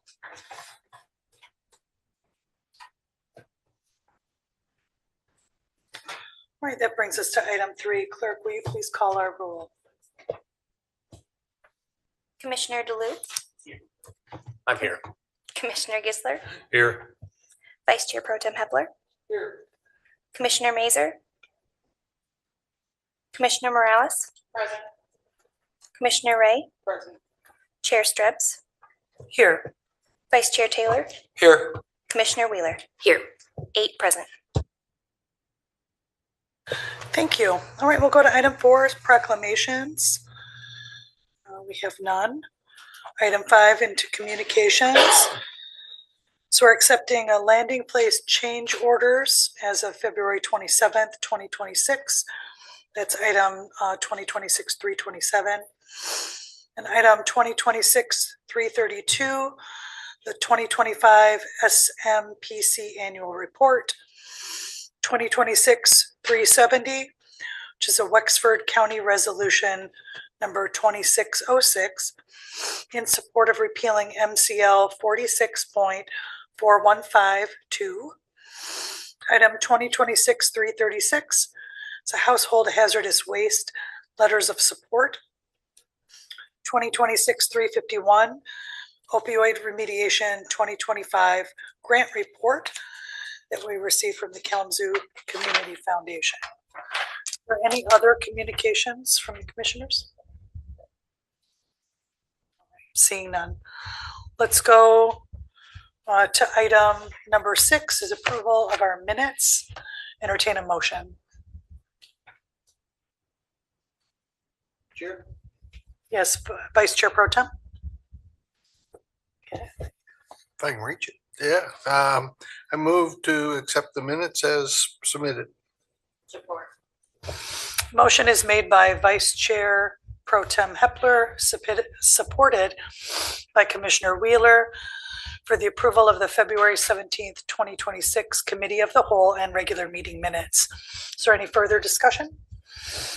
All right, all those in favor signify by saying aye. Aye. Any opposed?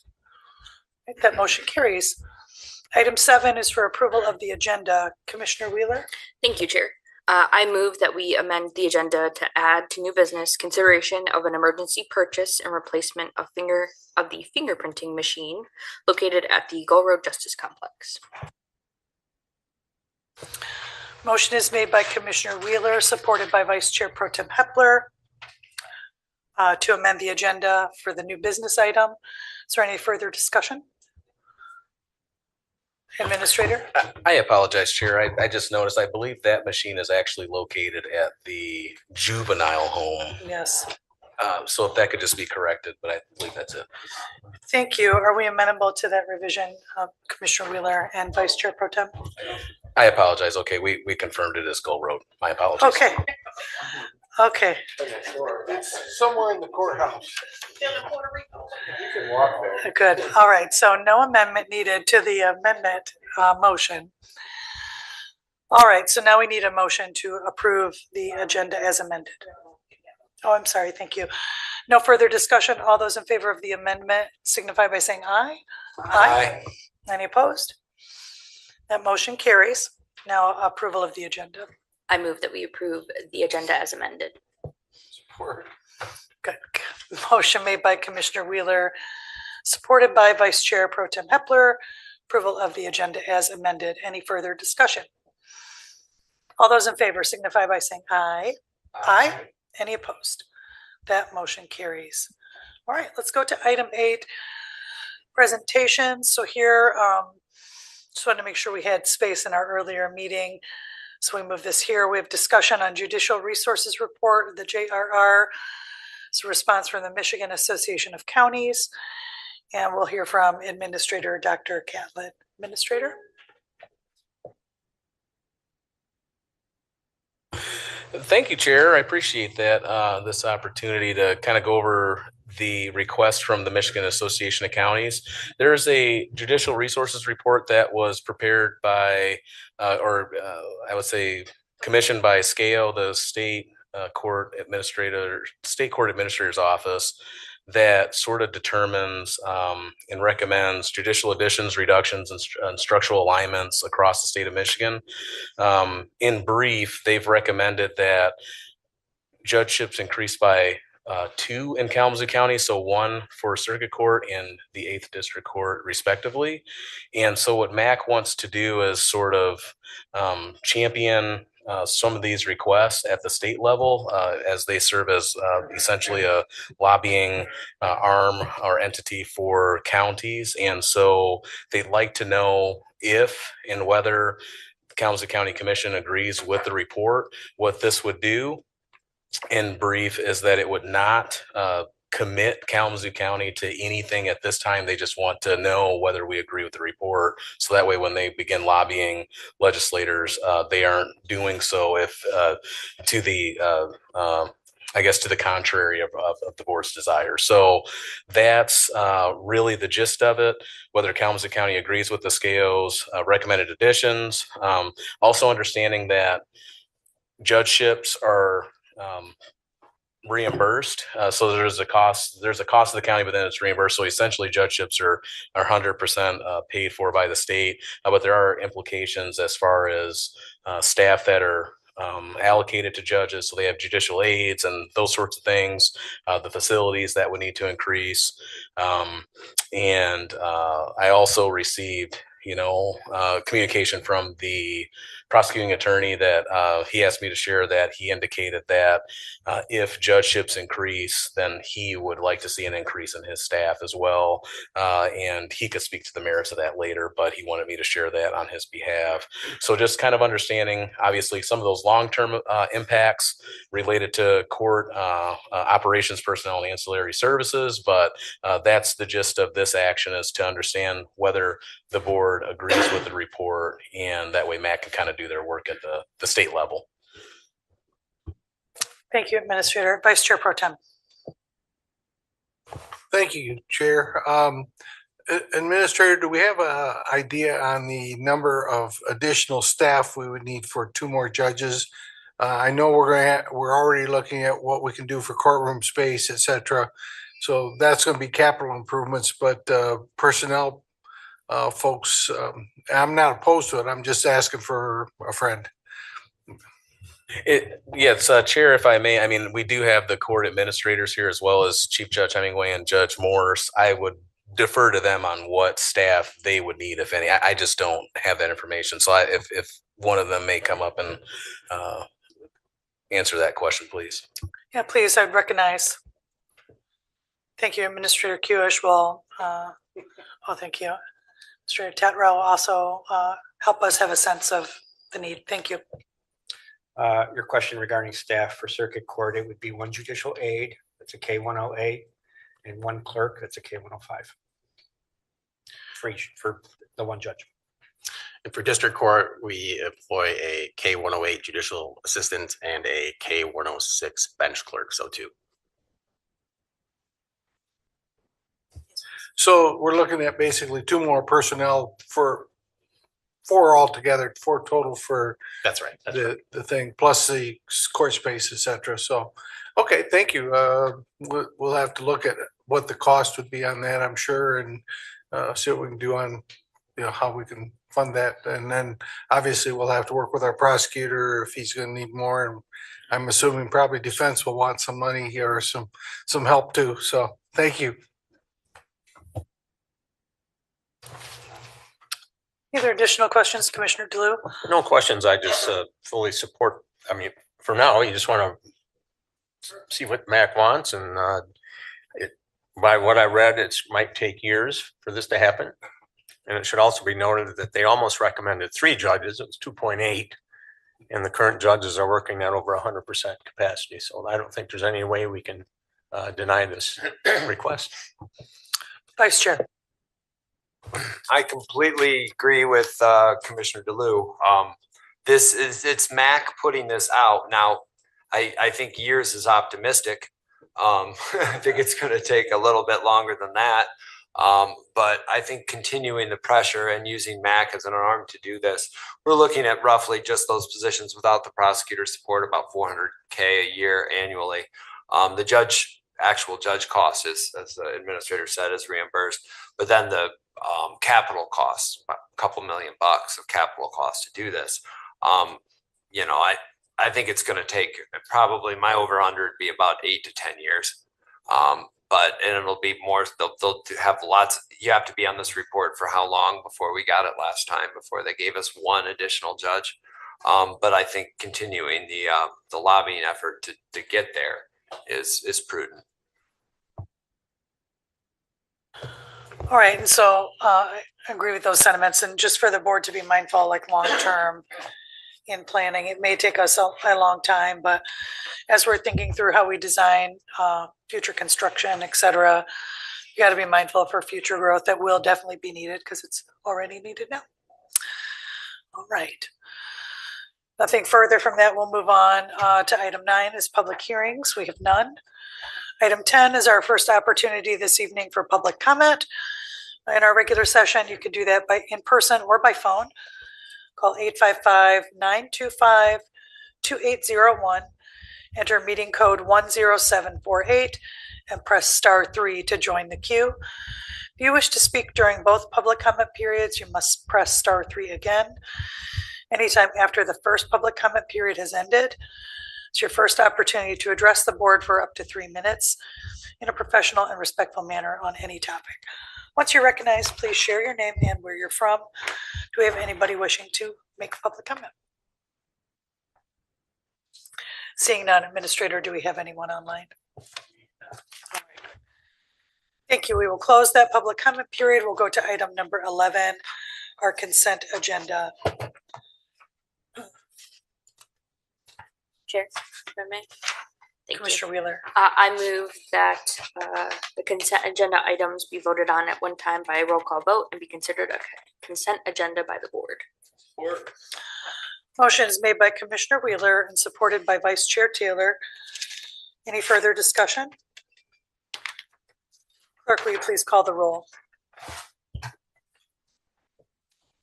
Commissioner Mazer, Commissioner Morales, Yes. Commissioner Ray, Yes. Chair Strebs, Yes. Vice Chair Taylor, Yes. Commissioner Wheeler, Yes. Commissioner DeLu, Yes. Commissioner Gisler, Yes. Vice Chair Pro Tem Hepler. Yes. 8 yes. Thank you. That motion carries. All right, we'll move next to item number 12, unfinished business and general orders. We have none. Oh, we added it to To the new consent business. agenda. We'll go to item 13, new business. And we'll take up our discussion on the fingerprinting equipment. Administrator Catlin? Yes, thank you, Chair. I appreciate it.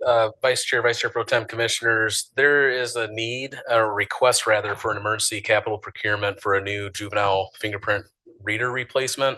This item was originally scheduled to be replaced on the 2027 CIP. However, it just stopped functioning earlier. And so it's necessary to replace it now. The maximum cost currently is around $25,000. We believe that we're able to procure it at a more favorable rate, utilizing existing sheriff's contracts, and so it should be a little bit less than that. But there's an anticipated cost of about $4,000 a year for annual maintenance on the machine too. This fingerprint reader rather is a critical operational and statutory tool.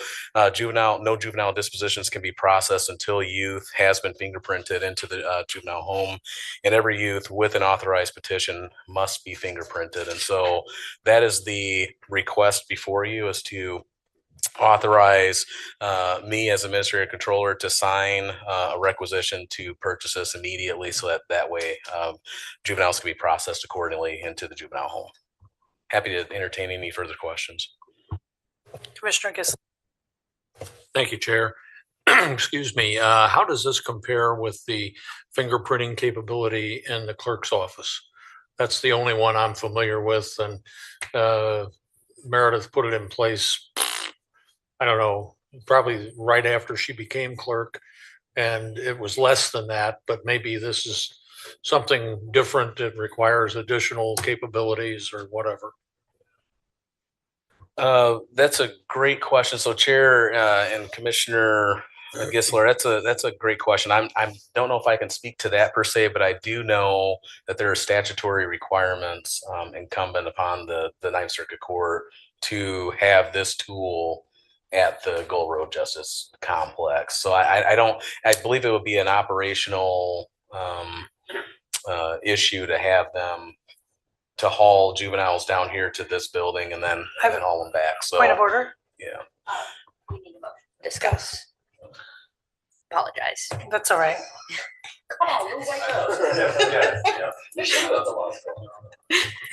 Yeah. Thank you, Commissioner Wheeler. Point of order is recognized. We need a motion to begin discussion. I should have recognized just an overview of the item and then entertained the motion. Who would like to? If I may, Chair, I will make a motion. We purchase the fingerprinting device for the Gull Road courthouse. We have a motion that has been provided by council. Would you please? Yes, please. It contains some vital information that needs to be Thank you. part of the record. Thank you very much. Yeah, get yourself in trouble. I did, pushed it, didn't want to work. I move that we approve the emergency purchase of the replacement of the mandatory live scan fingerprint printing machine located at the Gull Road Justice Complex, not to exceed $25,000, and that the county administrator, Dr. Kaplan, is authorized to execute the contract related therefore to be on behalf of the county. Sorry. Support. Motion is made by Vice Chair Pro Tem and supported by Commissioner Wheeler. Now we may have further discussion. Do you have more questions, Commissioner Gissler? Yes, I do. I'm sorry I didn't turn my mic off. I'd just like to find out at some point in the future, Administrator, how is this different? And maybe it's the same thing they've had in the clerk's office for a few years. They just cost more now.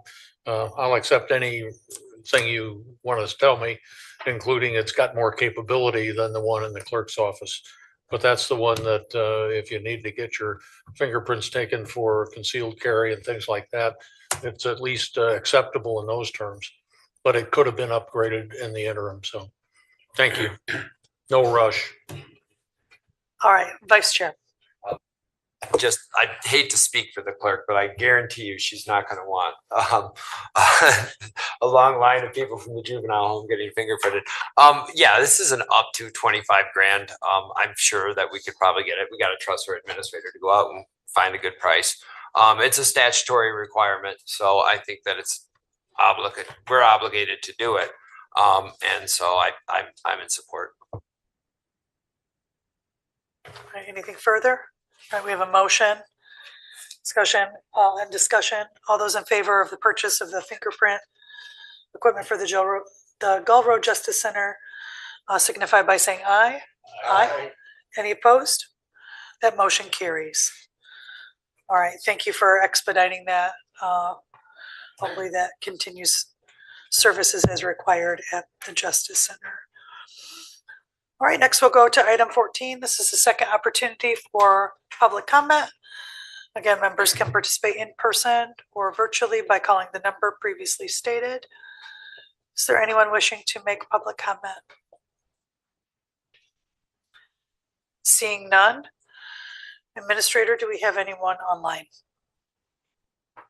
Thank you. All right, we will end public comment. We'll go to item 15, reports of officers, bodies, administrator, and controller. So I'll just share yesterday, I think it was, Commissioner Ray and I were able to attend the Blueprint for Peace Summit. It's been a few years since they held a public summit just on the update of the work that's been occurring on the Blueprint for Peace. So it continues to be a robust effort. We saw data provided by the Kalamazoo Department of Public Safety that violent crime rates are down, murder rates are down. And I know we're seeing those trends sort of happen across the country, but we did also see that locally our crime rates are down compared to 10 years ago as well. So we know we saw an uptick during the pandemic that's sort of leveled off, but we're on a very positive trajectory locally that we certainly would like to see continue. And I think at least, from the presentation from KDPS, they feel it is, no small task, the collaboration that's been happening around gun violence. And I'll lift up just as part of this, again, we've had discussion around the county-wide childcare millage, and this is an identified component of the blueprint for peace. So just to reorient the public and the board to that, it is a public health approach to addressing gun violence. So as we heard from KDPS, just enforcement or outreach, one or the other of those things were not having an impact on reducing violence.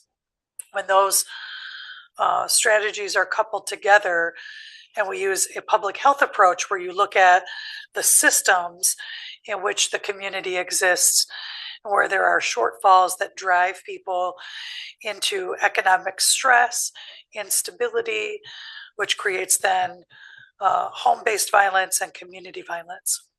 And so one of those strategies is the child care millage, identifying that our local community is a child care desert, and that has both individual impacts for families with children, but also economic impacts on those families' ability to spend dollars in the local economy, to work in the local economy, to be reliable employees or students who can work to advance their own economic stability.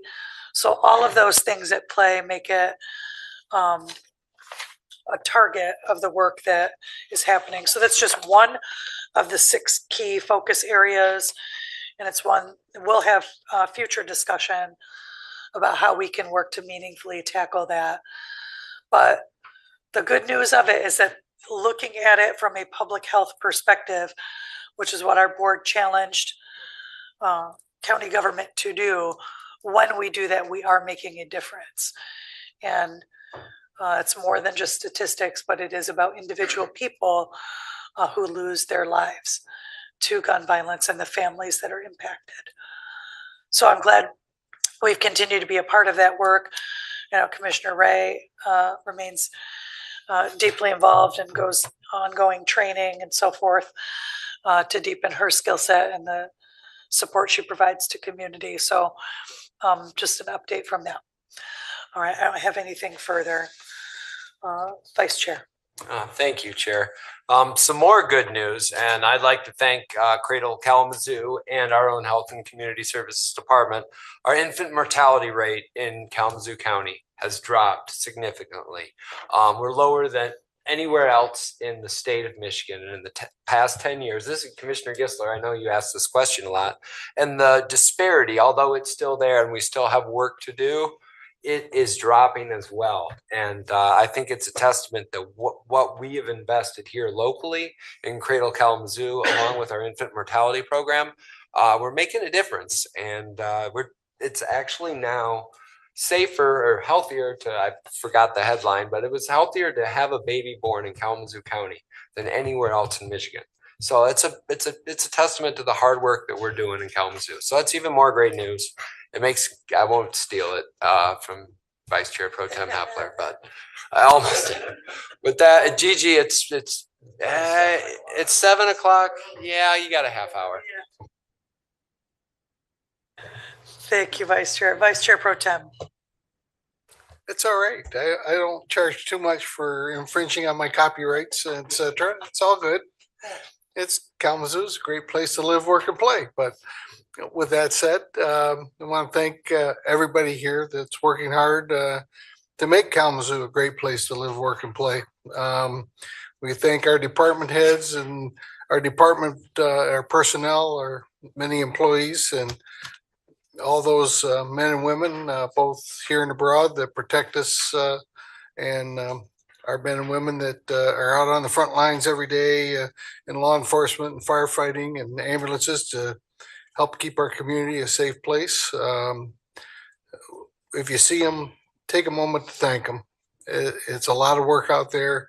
It's stressful. It's been, it's rough. It's already only, we're just into the very infancy of our 3rd month, but have faith. Spring is only like it's the 20th, so about 17 days away. So spring will be here and we can go frolic outside. So if the weatherman lets us. So I know we're working diligently on the parking structure. I think we're gonna have a update on that. The chair has been working on getting that and our administration and some of us are working on getting that parking structure we so badly need up and running. It's been a long time coming. I think we're getting close to the end of the line on getting that going. So, and we kind of need to take a serious look at our jail facility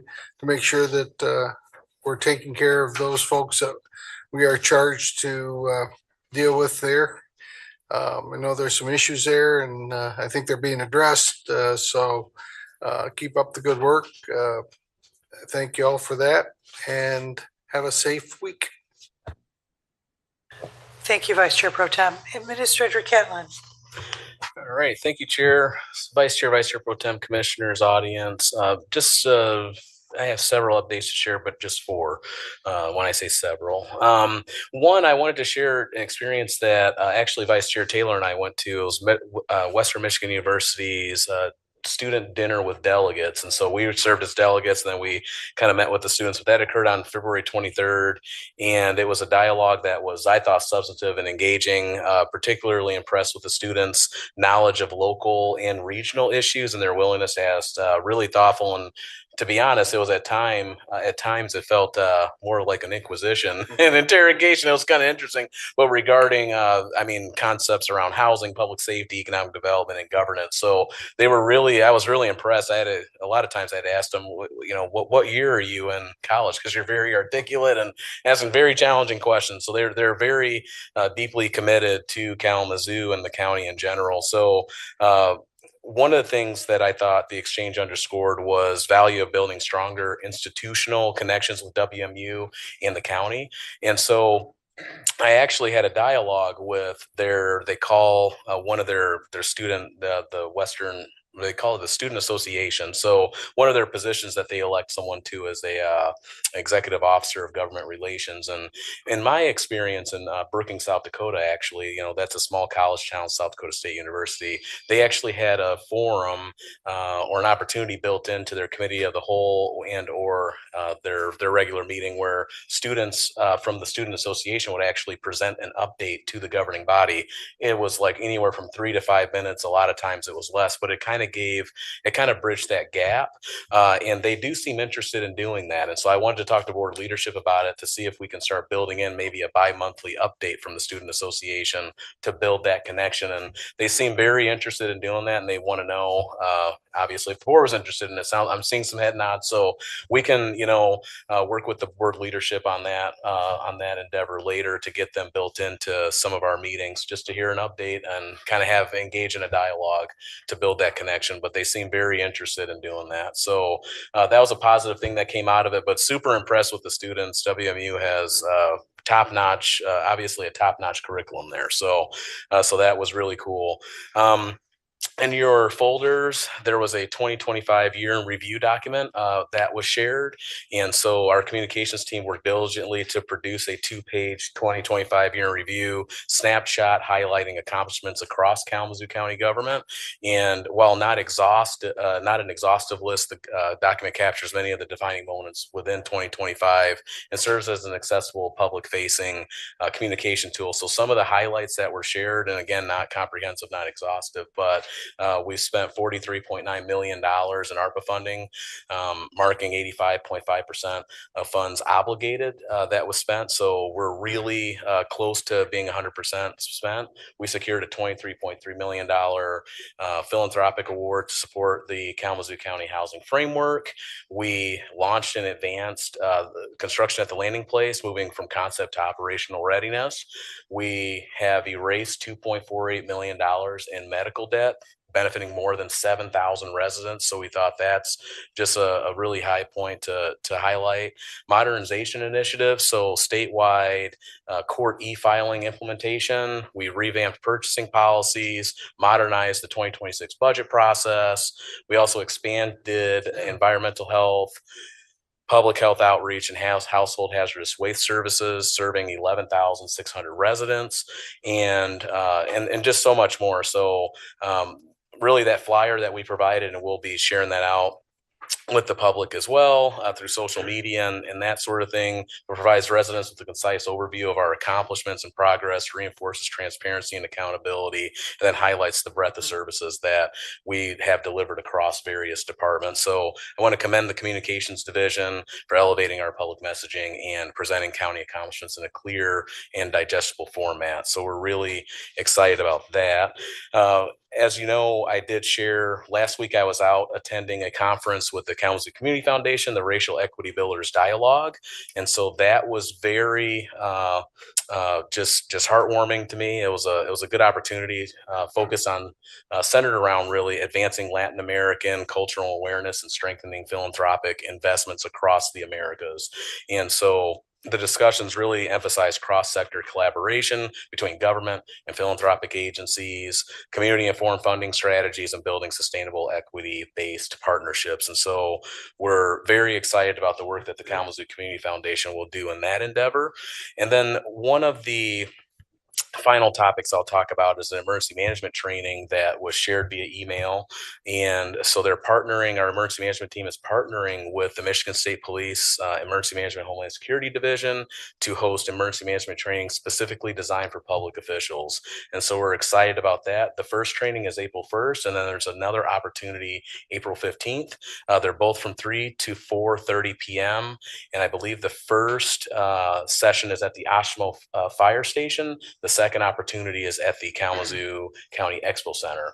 And so review those materials. If you would like to sign up for that, we'd love to host you. They also sent it out to all the township supervisors and just a myriad of public officials within obviously Kalamazoo County government, but the entire county. So I believe the list was like 200 and something people. So definitely sign up for it. If the training will cover emergency management fundamentals, so you have your ICS, your NIMS basics, and EOC operations, roles and responsibilities under Public Act 390, disaster declarations and assistance programs, the legal framework, including liability protections and emergency powers, and then also personal and community preparedness planning. So it'll be a really good, it gives you a gambit of information to equip you to better answer residents during times of emergencies and that sort of thing. So really looking forward to that training, and hosted by our emergency management office as well as the Michigan State Police. And that's all I have for you this evening. Thank you.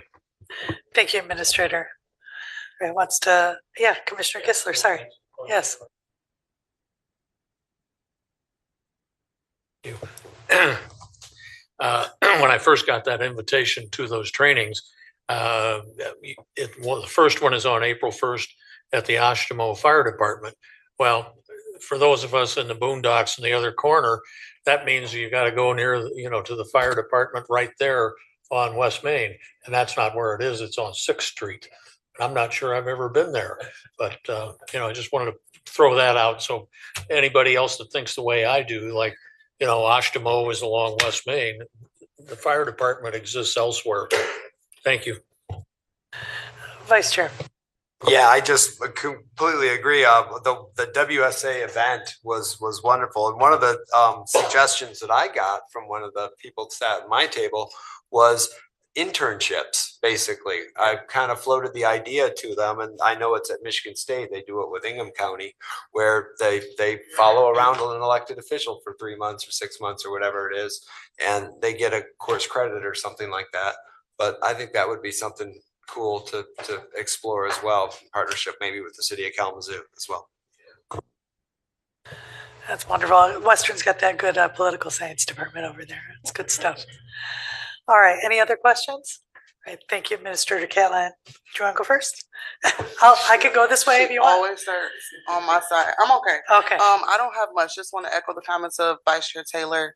I was also excited to read the Kratos report that Black infant mortality is the lowest in Kalamazoo County since 1980, and we're the lowest overall in the state. So I think that's really exciting. I hope we continue to trend down in that direction. Other than that, I don't have anything. Thank you, but excited about that. Yeah. Thank you, Commissioner Wheeler. Thank you, Chair. I think it was maybe the first or second year I was elected Chair Streps and I went to dinner with delegates, and it was very, very fun. And I actually still talk to one of the students who's now graduated from dinner with delegates. So I couldn't go this year because I was working, but it's a very, very cool opportunity that I think that everyone should engage in. I'm very excited to continue my tour around the county tomorrow with the clerk's office. So I'll be spending the day with John and Sam and Meredith. So very excited, looking forward to that. And other than that, that's it. Thank you. Commissioner Morales. We trying to figure out where they going. So I don't have much. Happy to hear about Cradle. Good work. It is Women's History Month, so shout out to all my sisters from all my other mothers doing the good Lord's work out here. Kalamazoo Valley is having a My Ace conference on March, I think it's March 30th.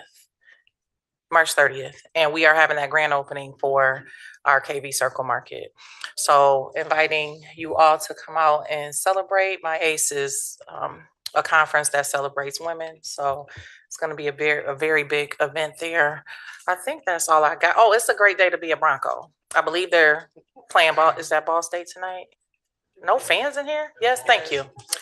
A great day to be a Bronco. Of course, we shine. And John, I take it that Vice Chair that you are going to take lead on these internships, and they're going to follow you around all day. I could use one. All right, Commissioner Gisler, I think you're up. Mazer isn't here. Yes, I want to put ditto marks under the infant mortality data. It's a shame that there still seems to be a racial difference, but I don't know if the difference closed, but everything came down, and that's good. So something must be going on right. And I'll be more excited when the difference in mortality for Black babies is equal to that of white babies in Kalamazoo County. And I will share it off color a bit about the Broncos and their competition tonight with Ball State. My wife went to Ball State, and we referred to it in Indiana as Testicle Tech. And I want to remind everybody that with respect to the spending for childcare, that we're now talking about a millage possibility. Childcare definitely is something that can use some attention, but with the budget we've got to work with, yeah, you knew it was coming, didn't you, Tammy? I would encourage us to find some place within the existing budget to pay for the childcare, and that means we need to prioritize. We can't be everything to everybody. We've got to find that money somewhere, and I don't want to see it come as another millage. Thank you.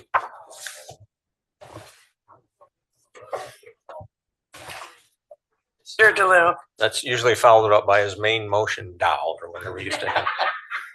And you made a comment earlier about somebody thinking like you. Nobody thinks like you, John. Anyway. And plus, I saw a Michigan State bus outside. I thought maybe they were in town for something with Western. I don't know.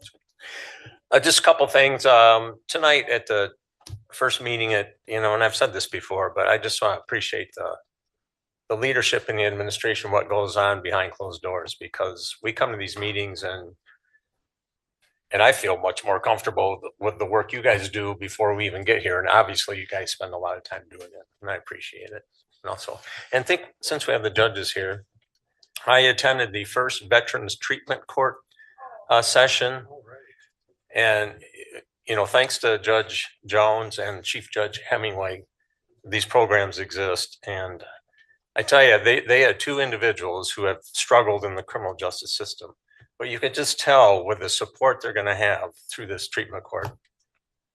I don't know these guys. I've never seen them before, but you just got this feeling they're going to succeed. And it's with the help of this local veteran service office. I serve on the Veterans Board, and they're the most passionate people I serve with. And the people at the Veteran Service Office are just amazing. And they set up a whole team for these individuals, and it's going to work. And I just appreciate the court's doing that, and it's great for Kalamazoo. Thank you. Absolutely. That's a big success and something that we shall be very proud of. So thank you for sharing. Council? Yes, Madam Chair. I apologize. I wasn't sure if you put Commissioner Mazur's excuse on the record, that she's excused. I had Thank not you. heard Okay, thank you. her son. Thank you. So I had just not been in the loop, but I will recognize Commissioner Mazur as excused from tonight's meeting. Thank you, Council. Absolutely. With nothing else before us, we are now adjourned.